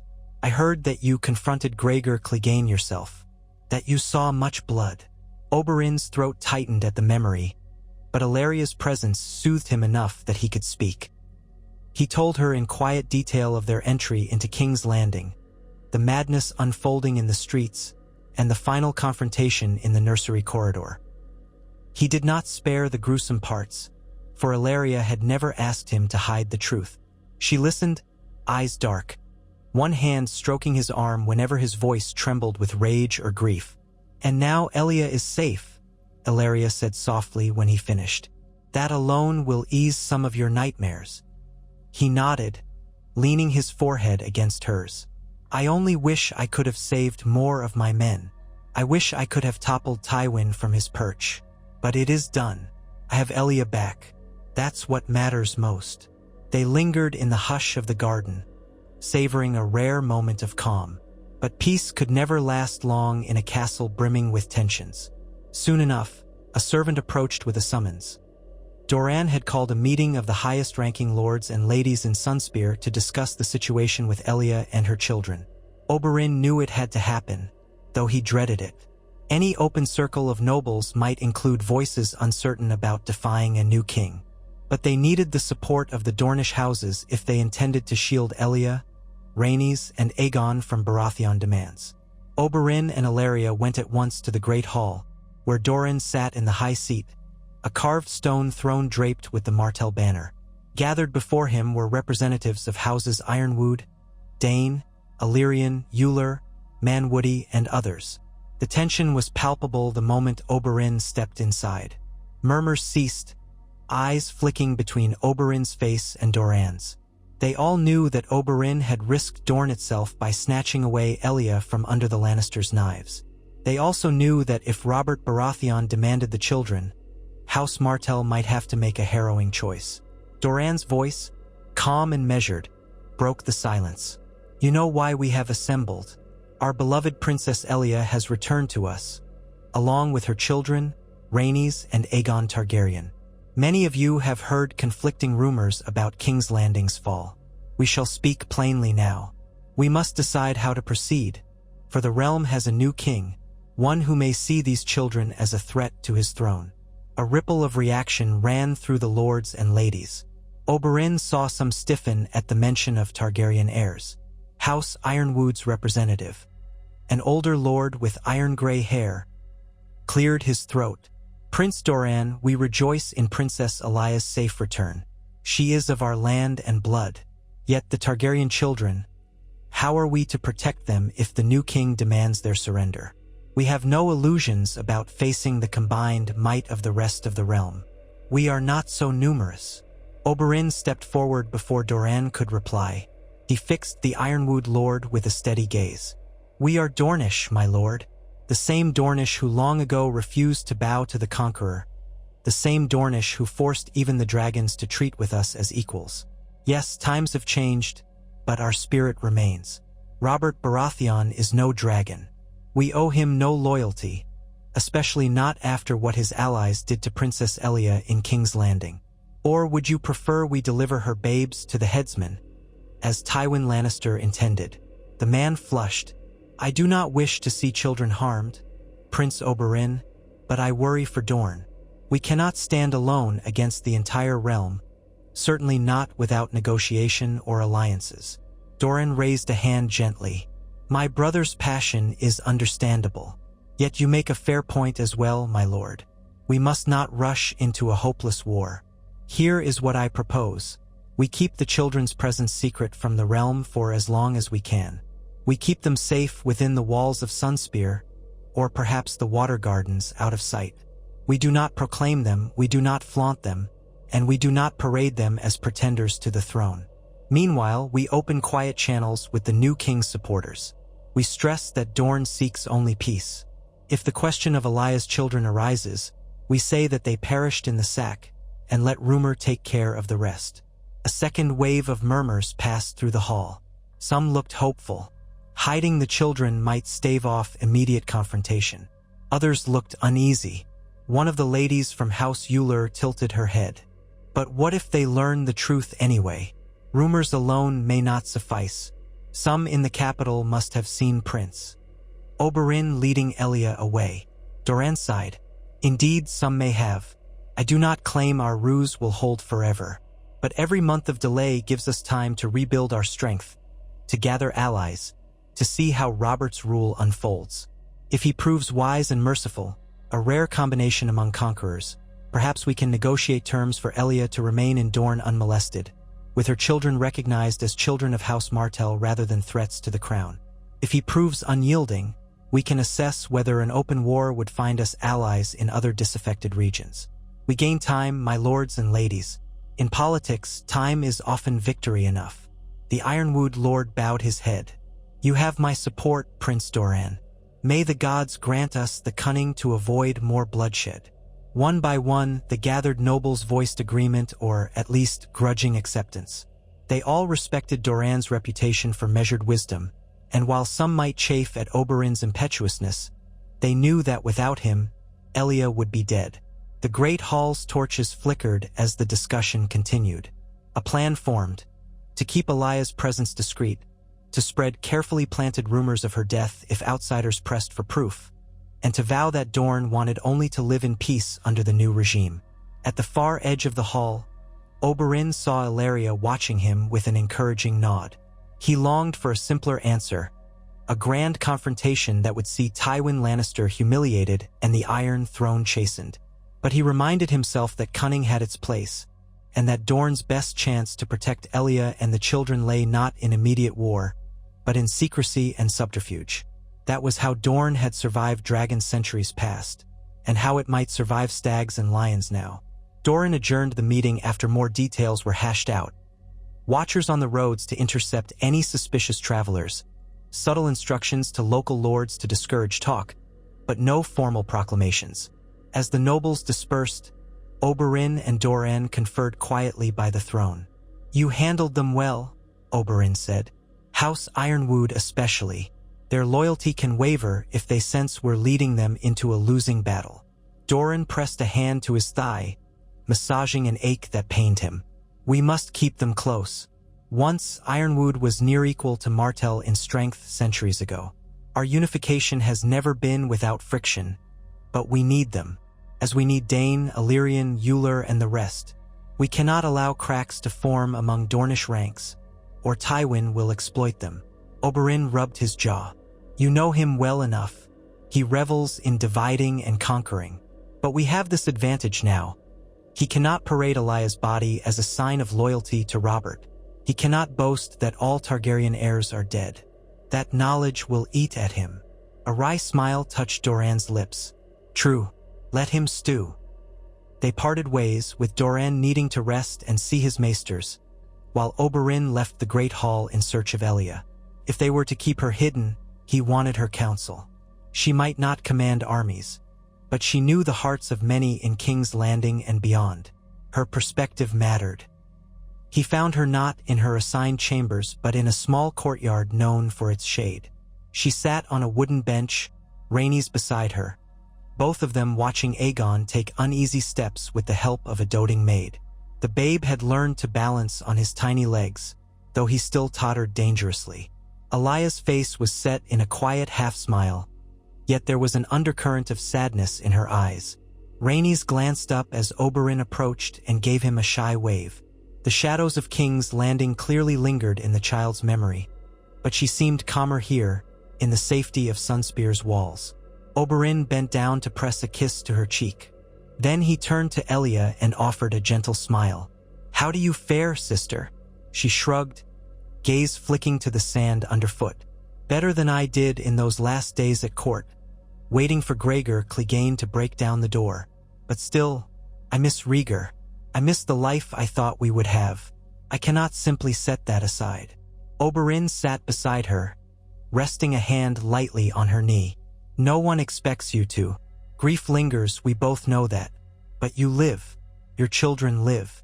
Some joy remains in that, at least." She nodded, swallowing hard. "I'm grateful for that, and for you. I still cannot believe you risked so much, that you fought the mountain. And I killed him," Oberyn said, voice darkening. "He will never threaten you or any other again." A silent beat passed. Then Elia reached for Rhaenys, drawing the girl close. "Your uncle saved us," she murmured, stroking Rhaenys' hair. "Don't forget that, sweetling." Rhaenys looked at Oberyn with large eyes. "Thank you," she said in a small voice, though it seemed she did not fully grasp the scale of what had happened. Perhaps that was a mercy. Oberyn felt a painful warmth in his chest. "You're most welcome, little one. And you're home now. Dorne is your home. Nothing will harm you here." He turned to Elia. "Doran has convened the lords. We've decided it's best to keep your presence discreet, for the time being. To the realm at large, we'll let them believe you perished with your children in the sack, or that you vanished into the chaos. We'll not confirm or deny anything unless forced. That way, Robert has no obvious reason to march on Dorne." Elia's mouth tightened. "So we become ghosts in our own land." "Only for a while," Oberyn said. "We must wait. Let Robert proclaim himself king. Let the lords tire of war and celebrate. Then, if we see an opportunity for negotiation on your behalf, we'll try that. Or if we see a better path." He left the rest unsaid. Elia understood. A faint crease marred her brow. "So be it. I have no desire to see more bloodshed just now. Perhaps, in time, the realm might allow my children to live unmolested. If Robert is wise, he will not press the matter. I want only peace for them." Oberyn wanted to assure her that Robert Baratheon was not wise, that the man was fueled by bravado, mead, and a thirst for glory. But he tempered his words. If peace gave Elia any comfort, let her cling to that hope for a moment longer. They spent a while watching Aegon stumble around, squealing with each step. The child looked so bright, so full of life, that Oberyn felt a pang imagining the boy's future if Robert discovered his survival. He was the rightful Targaryen heir in some eyes, though the realm might debate that, especially with Viserys rumored to be alive. Still, from a purely genealogical standpoint, Aegon had a claim. Would that claim be a blessing or a curse? The day wore on, and Sunspear pulsed with subdued relief that their princess was at least back on Dornish soil. Whispered rumors circulated about how many men Oberyn had lost, about the savage blow dealt to the mountain that rides, about the chaos still devouring King's Landing. Some retellings grew more dramatic with each passing hour, painting Oberyn as a vengeful wraith who stalked the halls of the Red Keep by moonlight. Oberyn did not care what shape the legend took, so long as it rallied the Dornish behind him. Meanwhile, across the rest of Westeros, the newly declared King Robert solidified his rule. Ravens arrived, bearing official proclamations. The war was over, the Targaryen dynasty ended, or so they claimed. They invited the Lords of Dorne to travel north, bend the knee, and join the new king's peace. Doran accepted the letters coolly and returned polite but evasive replies, insisting that Dorne was weary from the war and must rest before any journeys could be undertaken. They gave no mention of Elia. Let the new king read into that silence what he willed. Days turned to weeks. Under Doran's guidance, the children were relocated to the Water Gardens, a palace less conspicuous, with wide pools and shady trees. The palace staff was carefully selected, those sworn to Martell who could be trusted to keep secrets.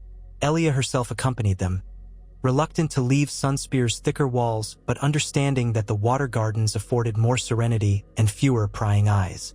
A hush fell over the matter, as though the children were out of sight, out of mind. Yet Oberyn felt the tension thrumming beneath the surface, waiting to explode should any word leak out. As time passed, bits of news filtered south. Tywin Lannister had engineered a grand spectacle in King's Landing, parading Robert through the streets as the hero who freed the city from Aerys' tyranny. The small folk cheered. Eddard Stark returned north with his new bride from the Vale, Catelyn Tully, said some rumors, while Stannis Baratheon took Dragonstone, forcing the Targaryen queen and her surviving son, Viserys, to flee across the narrow sea. Dorne watched each development closely, measuring every shift in the balance of power. Oberyn's days fell into a restless pattern, training with his spear in the yard at dawn, meeting with Doran to discuss intelligence, riding out to the Water Gardens to see Elia and her children, then returning to Sunspear by nightfall. He checked constantly for signs of infiltration or betrayal, but none appeared. It seemed no one truly believed the Targaryen children had survived. Tywin Lannister must have grown complacent after not hearing any evidence to the contrary. Perhaps he saw no reason to suspect a secret that big could be kept for so long. Or perhaps he had decided that, if they had escaped, they would be found soon enough. For the moment, Dorne was left in peace. The only time Oberyn truly felt calm was at the Water Gardens, especially at dusk when the fountains glimmered and the children's laughter echoed among the colonnades. Rhaenys was slowly regaining the playful spark she had lost in King's Landing, splashing in the shallow pools under Elia's watchful eye. Aegon, still a toddler, babbled and toddled among the pools, enthralled by each new reflection of sunlight on water. Elia, though always soft-spoken, seemed to find the hush of the place healing. The horrors of the sack did not vanish, but they receded into memory during those afternoons. One evening, Oberyn stayed late in the gardens. After dinner, he joined Elia on a terrace overlooking the sea. Lanterns cast warm light on stone pillars. Rhaenys was asleep in her chamber. Aegon dozed in a crib. Only the quiet wash of the tide reached them. Elia spoke softly, eyes on the moonlit horizon. "Do you think Rhaegar would have wanted our children hidden away like this? Kept secret, as if they were an embarrassment to the realm?" Oberyn exhaled. "I think Rhaegar would have done anything to protect them, even if it wounded his pride. He was a dreamy man at times, but he wasn't naive about the dangers of the throne." She nodded. "I loved him, and he loved them. I wish I could have seen him with his son just once more. Heard him sing a lullaby, or read a book to Rhaenys." Her voice wavered. "But that's gone. All we have is each other now." Oberyn turned to face her, placing a hand over hers on the balustrade. "We have a future, Elia. That's more than many can claim after a war like this. In time, who knows what changes might come." She studied his face, the old affection between them gleaming through the sorrow. "You will never rest until the Lannisters pay, will you?" A flicker of anger crossed Oberyn's features, quick and fierce. "No, I took Gregor's life, but Tywin still sits comfortably in his tower, orchestrating this new realm. One day, I want him to answer for his crimes." Elia squeezed his hand. "I don't blame you. I only caution you to be careful. Revenge is a fire that can burn the one who wields it." "You sound like Doran now," Oberyn said, but there was no malice in his tone. He pressed his forehead to hers gently. "I hear you and I will try, but I will not forget." She gave a sad smile. "Nor will I, but maybe we can find some joy in the meantime." They stood together, the sea breeze ruffling their hair. For a moment, it felt as though the war was truly over, replaced by the soft hush of the Dorne night. But just as peace settled over Oberyn's heart, a page dashed up the stairs, breathless and pale. He paused, swallowing hard at the sight of Princess Elia. "My prince," he said, addressing Oberyn. There is a rider from King's Landing, a royal messenger. He demands an audience with Prince Doran at once." Elia stiffened, the color draining from her face. Oberyn set his jaw. "What does he want?" The page bowed awkwardly, hands trembling.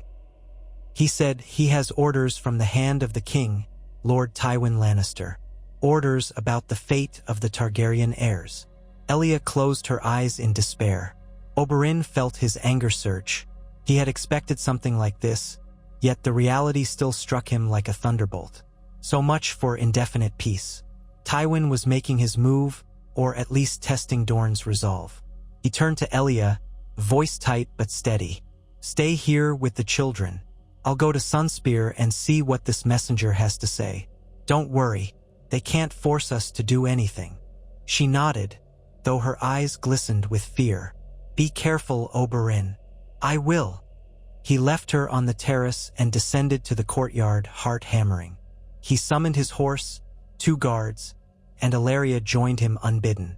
Together, they rode through the dark across the short distance from the Water Gardens to Sunspear, the hooves echoing on paved roads. A crisp wind blew in from the sea, stinging Oberyn's face. All the old fury that had guided him through the halls of the Red Keep began to stir again.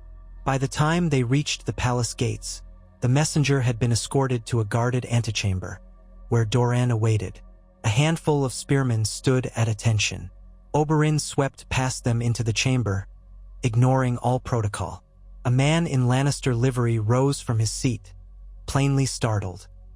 He was of middling years, with a tired expression and dust on his boots from hard riding. A roll of parchment protruded from a leather satchel at his side. One glance at Oberyn's dark expression sent a flicker of fear through the messenger's eyes. Doran, seated with quiet dignity, spoke first. "This is my brother, Prince Oberyn Martell.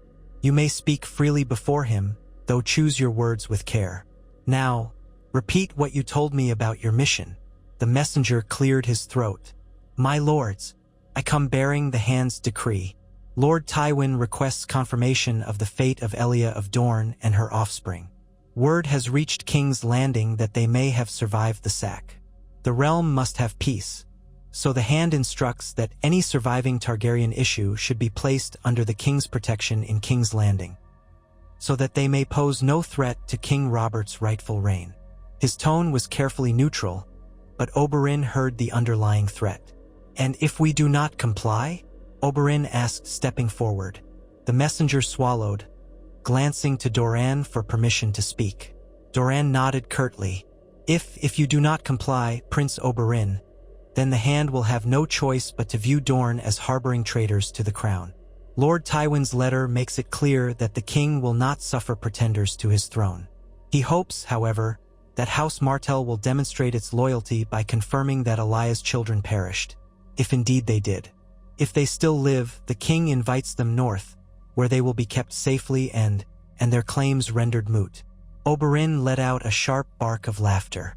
Invites them north, into Tywin's claws more like. He advanced and the messenger shrank back. "Tell me, do you believe that for one moment? That any Targaryen child would live long under Tywin's watch?"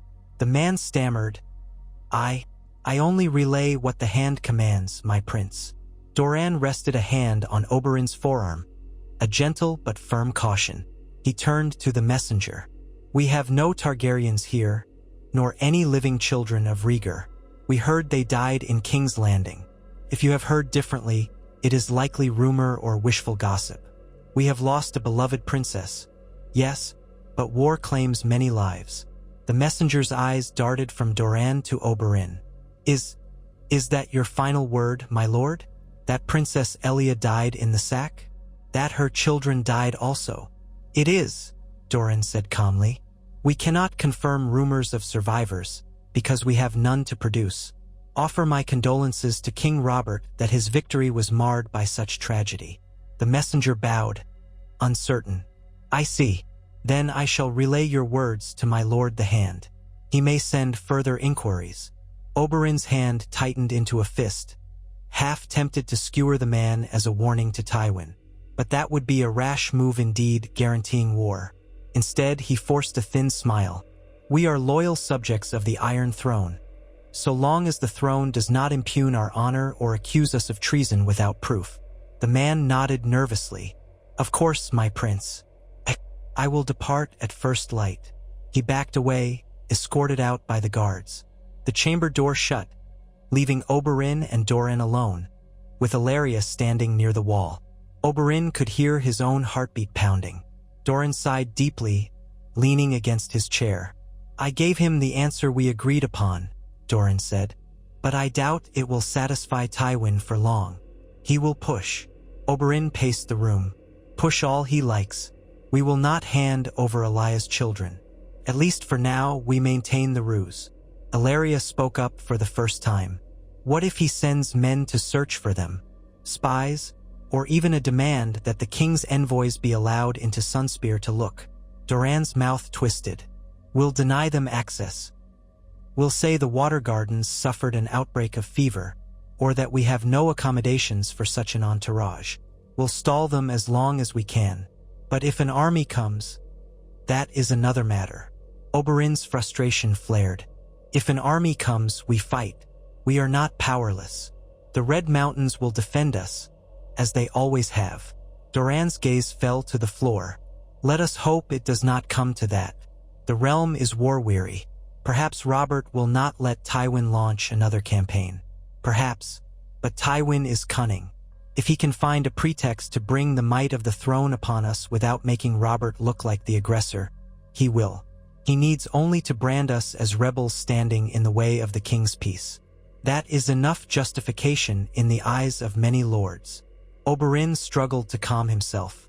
Bloodshed might loom once more. Then we must strengthen our alliances discreetly. We cannot stand alone. We should send feelers to the lords of the Stormlands. Some might resent Robert's ascendance, especially if they feel overshadowed by the Lannisters, or to the Reach if the Tyrells chafe under this new rule. We must make it clear that an attack on Dorne would cause unrest across the realm. Doran nodded, a hint of resolve in his gaze.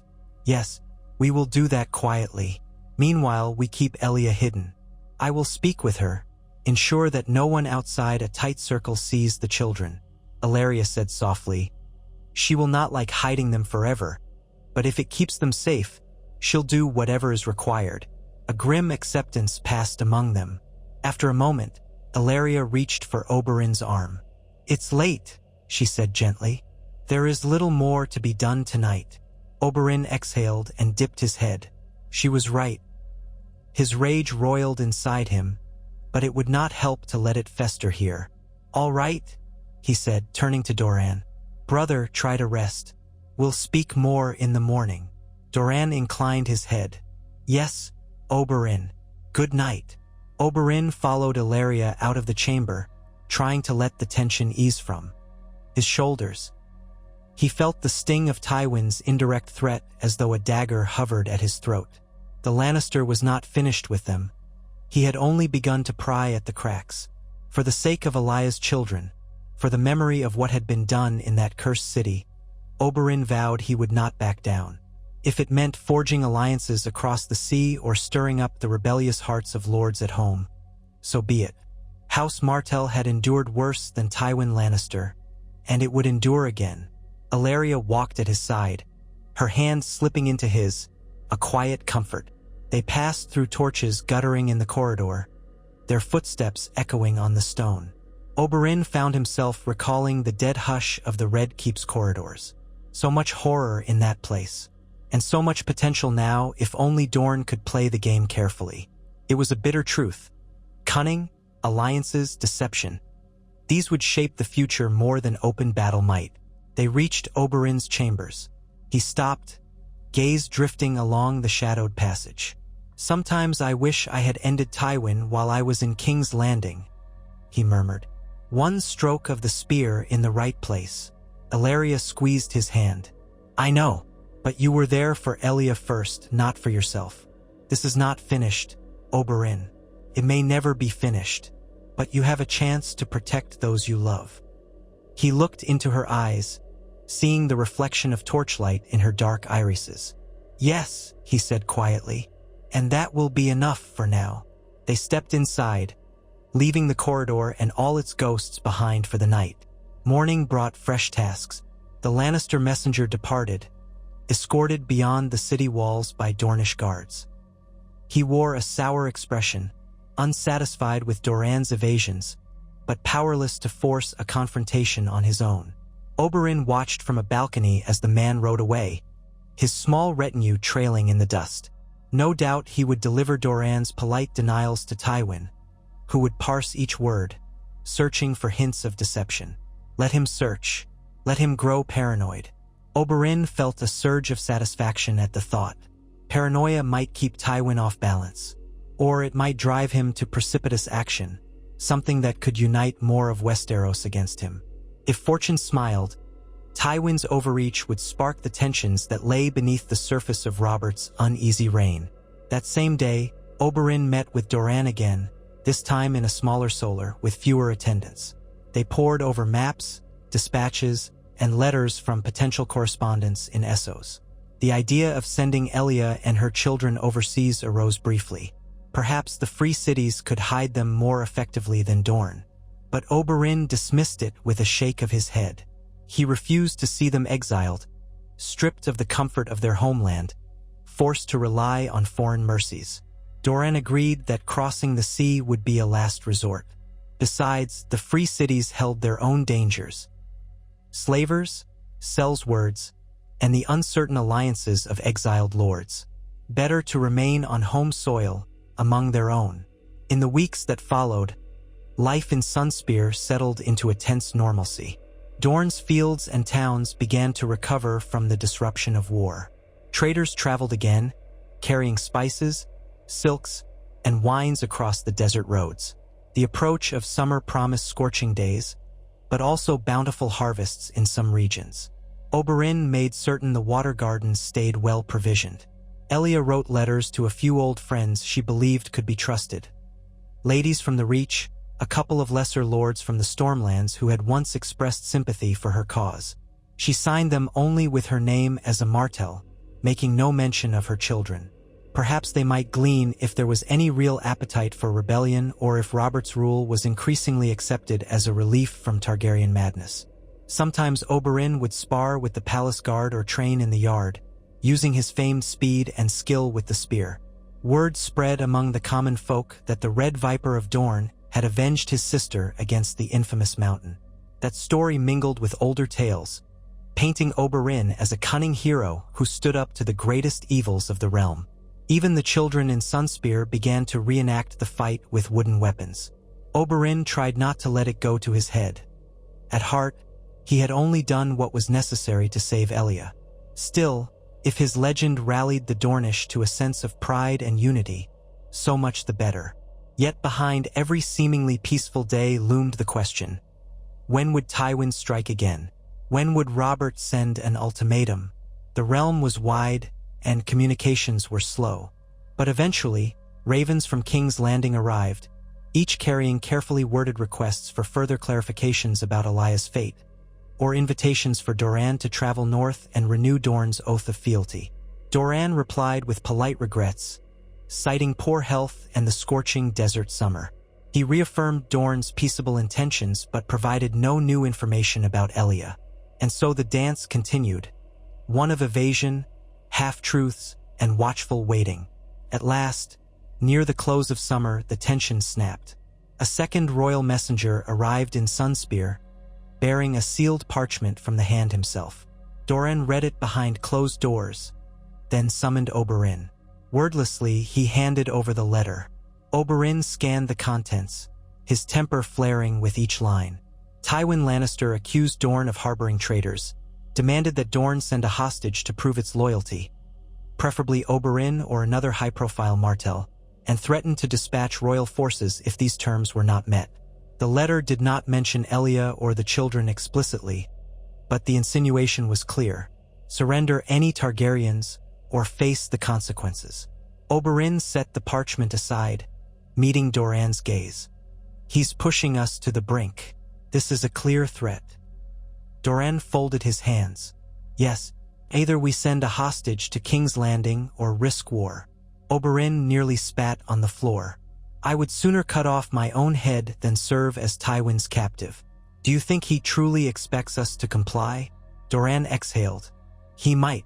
After all, many lords have done so, sending sons or heirs as hostages to ensure loyalty. Tywin used the same tactic with the Westerland's vassals. But we are not so easily cowed. Nor are we suicidal, Oberyn said grimly, recalling that Doran had no appetite for a full-scale war with the entire realm. Still, Tywin must know we won't send a Martell willingly.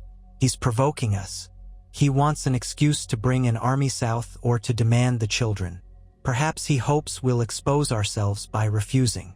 They stood in silence a moment, tension thrumming between them. At last, Doran spoke, voice low. We must respond or we risk looking like open rebels. Tywin is the type who will use any pretext. And Robert, he's easily swayed by Tywin's cunning if promised spoils of war. Our best hope is to find an ally within the court who can moderate Tywin's aggression. Ned Stark, perhaps, if the rumors about him being named Hand in the future hold any truth. Or maybe someone else on the small council. That's a slim hope, Oberyn muttered. Ned Stark might be honorable, but he's no friend to Targaryens. True, Doran conceded. Still, we can try. Meanwhile, we must quietly prepare for a possible invasion. Summon our banners, not in open muster, but on some pretense, protection against outlaws or raiders. Strengthen the garrisons in the passes. If Tywin truly means to march, we'll make every mile of Dorne a thorn in his side. Oberyn laid a hand on the pommel of his dagger. I'll see to it personally. I may ride to the marches, speak with House Fowler and House Manwoody, ensure they are ready. If war is coming, the Red Mountains will be our shield. Do it, Doran said, and I will prepare a diplomatic response to Tywin's letter, stalling him yet again. Perhaps if we show readiness, he'll think twice. Oberyn nodded. He left the Solar, heart pounding, and began making arrangements to travel north toward the mountain passes. The immediate thought of leaving Elia and the children behind gnawed at him, but Doran would remain in Sunspear. They had a plan. If he could stiffen the defenses in the marches, Tywin might pause. War in Dorne was historically a nightmare for invaders, something every half-learned maester in King's Landing would caution. If Robert's men tried to push through the Prince's Pass or Bone Way, they would face a scorched, waterless land, with hidden archers on every ridge. Before departing, Oberyn visited the water gardens one last time. He found Elia in a shady courtyard, listening to Rhaenys attempt a tune on a small harp. The girl's fingers fumbled on the strings, but she managed a few sweet notes. Aegon napped in a screened corner, lulled by the harp's gentle tones. Elia looked up from her seat as Oberyn approached, her eyes immediately flickering with concern at his tense posture. "What is it?" she asked softly. "I have to ride north for a time," he said, kneeling beside her. He kept his voice low, mindful of Rhaenys' presence. "We have reason to believe Tywin may try to push us into war. I must see to the defenses. We cannot be caught unprepared." Her face went pale. "So soon? After all we've endured?" He took her hand. "We knew this might happen. Tywin will not rest. But do not fear. Dorne is not like other kingdoms. The mountains guard us. He can't breach our passes easily. I simply want to ensure that if they try, they'll pay dearly. She swallowed, tears threatening to form. And the children? If war breaks out, they'll be safe here, Oberyn said firmly. Doran will not let harm come to them, and neither will I if I can help it. We're not alone, Elia. We have allies among our own, even if the rest of the realm is blind to Tywin's cruelty. Rhaenys paused her harp playing to watch them with wide eyes. Are you leaving, uncle? Oberyn forced a reassuring smile. For a little while, yes. I have to do something important, but I'll be back soon. Be good for your mother, all right? The girl nodded solemnly. He patted her shoulder and rose, turning again to Elia. I'll ride at dawn. If you need me sooner, send a raven. I'll come. She stood, wrapping her arms around him in a desperate hug. He felt her trembling. Take care, she whispered, voice taut. We can't lose you. He brushed a kiss over her temple. You won't. Then, with a final look at Rhaenys and the drowsing Aegon, he left. Elia waited by the gate, intending to accompany him. At first he hesitated. He feared placing her in danger if conflict arose. But she insisted. She would not be left behind, she said, to pace the halls of Sunspear. If Oberyn was going into potential danger, she wished to be at his side. Besides, she added with a wry smile, you need someone to remind you not to do anything too rash. He relented, secretly grateful for her presence. Elia was a calming influence on him, a voice of reason that tempered his fury. The next morning, they departed with a retinue of guards and scouts. They followed the winding roads through the Dornish interior, the heat intensifying each day. In some of the more parched regions, they had to travel early in the morning or late in the evening to avoid the worst of the midday sun. Along the way, Oberyn visited local lords and ladies, all sworn to Martell. At each stop, he repeated the same discreet message. The realm might turn on Dorne, with Tywin Lannister leading the charge. The houses must be prepared to fortify their lands, stockpile supplies, and guard the passes. Many bristled at the idea of war so soon after Robert's rebellion, but Oberyn's quiet urgency convinced them. House Fowler in particular pledged to block the Prince's Pass if so much as a single Lannister banner was sighted. House Manwoody, sworn foes to the marches, assured him that the Bone Way would not be surrendered. The journey took many weeks, and as Oberyn rode through the craggy passes, he remembered how Dorne's forebears had fought off Aegon the Conqueror. The Dornish knew the value of defense, how to strike and vanish among the rocks and sands. Let Tywin come. Let him try to burn them out. Oberyn took a savage pleasure in picturing Lannister armies wilting under the Dornish sun. At a camp one evening, Elia and Oberyn sat by a small fire, the desert sky brilliant with stars overhead. Most of their men had retired to bedrolls, leaving only a few sentries awake. Elia leaned against Oberyn, her warmth easing his tension. He gazed into the crackling flames and thought of the wildfire that had nearly consumed King's Landing. You know, he murmured, I used to dream of traveling further, seeing the free cities again, perhaps even exploring Sithorios. But now it seems all my dreams revolve around vengeance for my family. She brushed a strand of dark hair from his brow. It doesn't have to stay that way forever. One day, perhaps, Elia's children will grow up free of threat, and you can chase any adventure you wish. He managed a faint smile. A fine dream, but until Tywin is dealt with, or until Robert's hold weakens, I see no end to our troubles. She let silence fill the space, the crackle of the fire the only sound. Then she said quietly, even if we do gain vengeance, it won't bring back the life you and Elia lost, but at least it might bring closure. Oberyn nodded. Closure, yes, but for now we wait. Fighting a whole realm in open war isn't possible. We need cunning, alliances, patience, none of which are my strengths. She smiled softly. That's why you have Doran. And me. And Elia in her own way. You're not alone. He held her gaze, feeling gratitude well up. I know, he whispered. Thank you. They retired to their tent, the night passing in uneasy dreams. At dawn, they continued northward, ensuring each stronghold along the marches was ready. Fowler knights drilled in dusty courtyards. Manwoody archers practiced at sunrise, hawk-eyed and lethal. The older lords recalled the earlier wars with the Stormlands, how they had defended Dorne with savage skill. If Tywin Lannister's forces dared the same passes, they would face a similar bloody welcome. Finally, Oberyn felt satisfied they had done all they could. He turned the company back towards Sunspear, hoping no crisis had erupted in his absence. The trip home seemed endless, the sun beating down relentlessly. When they rode into Sunspear's courtyard, it was near sunset. Dorne's capital glowed red and gold in the dying light. Oberyn dismounted, heart pounding with dread and anticipation. He found a stable hand who murmured that Doran waited in the prince's solar, and that Elia had remained at the water gardens. Oberyn and Elia hurried into the palace, passing guards who saluted briskly. At the solar, they found Doran seated with two advisors, his brow pinched with tension.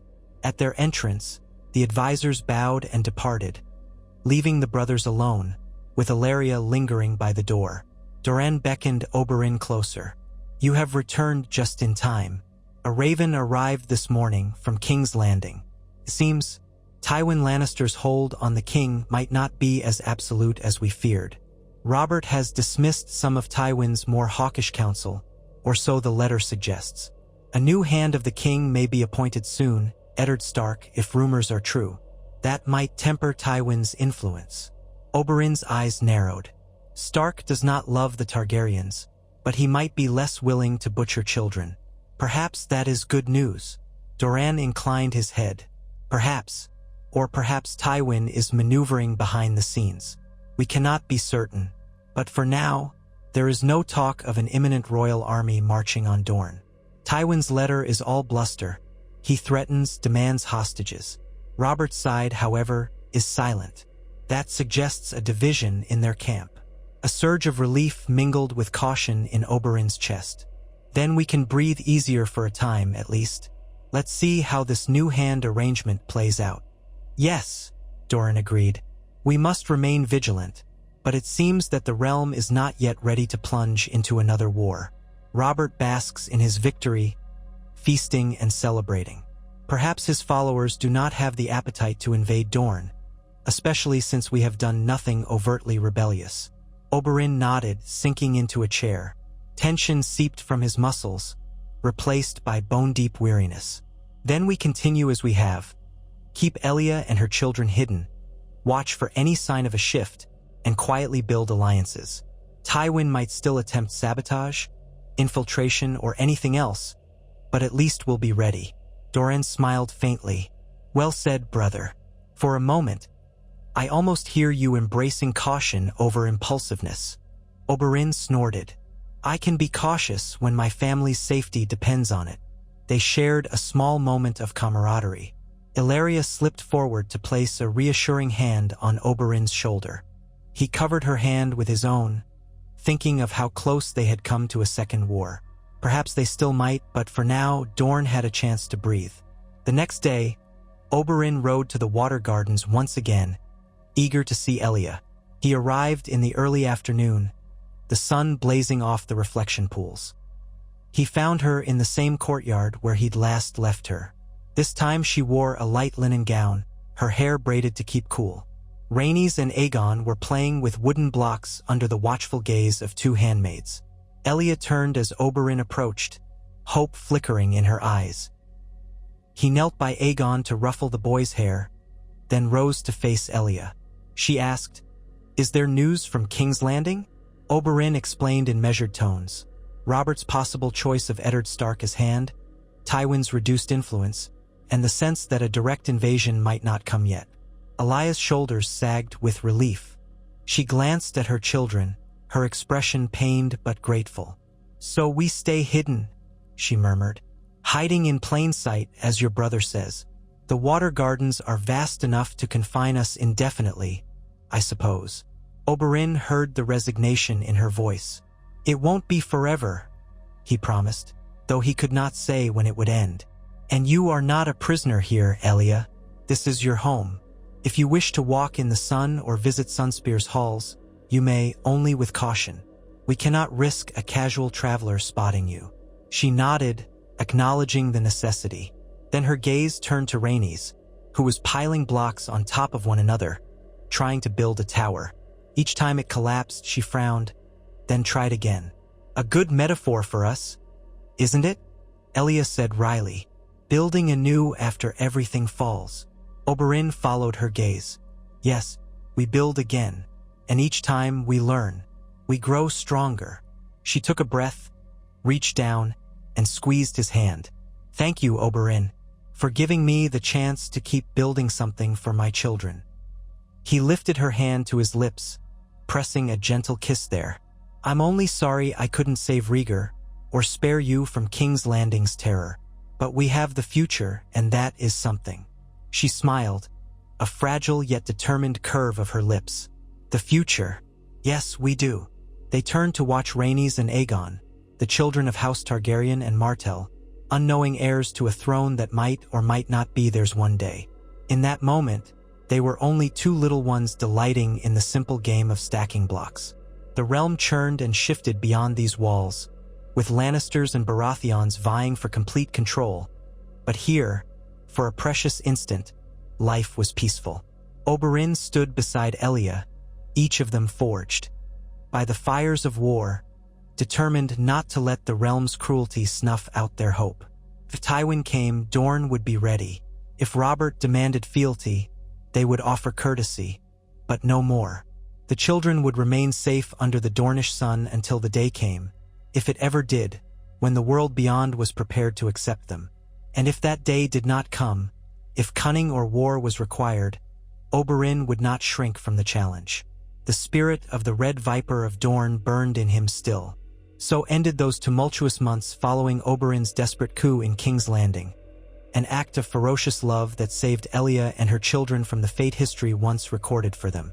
The city remained in Robert's grasp, but House Martell had seized the realm's heart in a different way, defying Tywin Lannister's monstrous designs. In the hush of the Water Gardens, the seeds of a new future were nurtured, hidden from prying eyes. Whether that future would grow into a new dawn or be crushed under the iron heel of the new regime remained uncertain. Yet in Dorne, hope endured, and as long as Oberyn Martell drew breath, no lion, stag, or ghost of the dragon's past would tear it away from those he loved.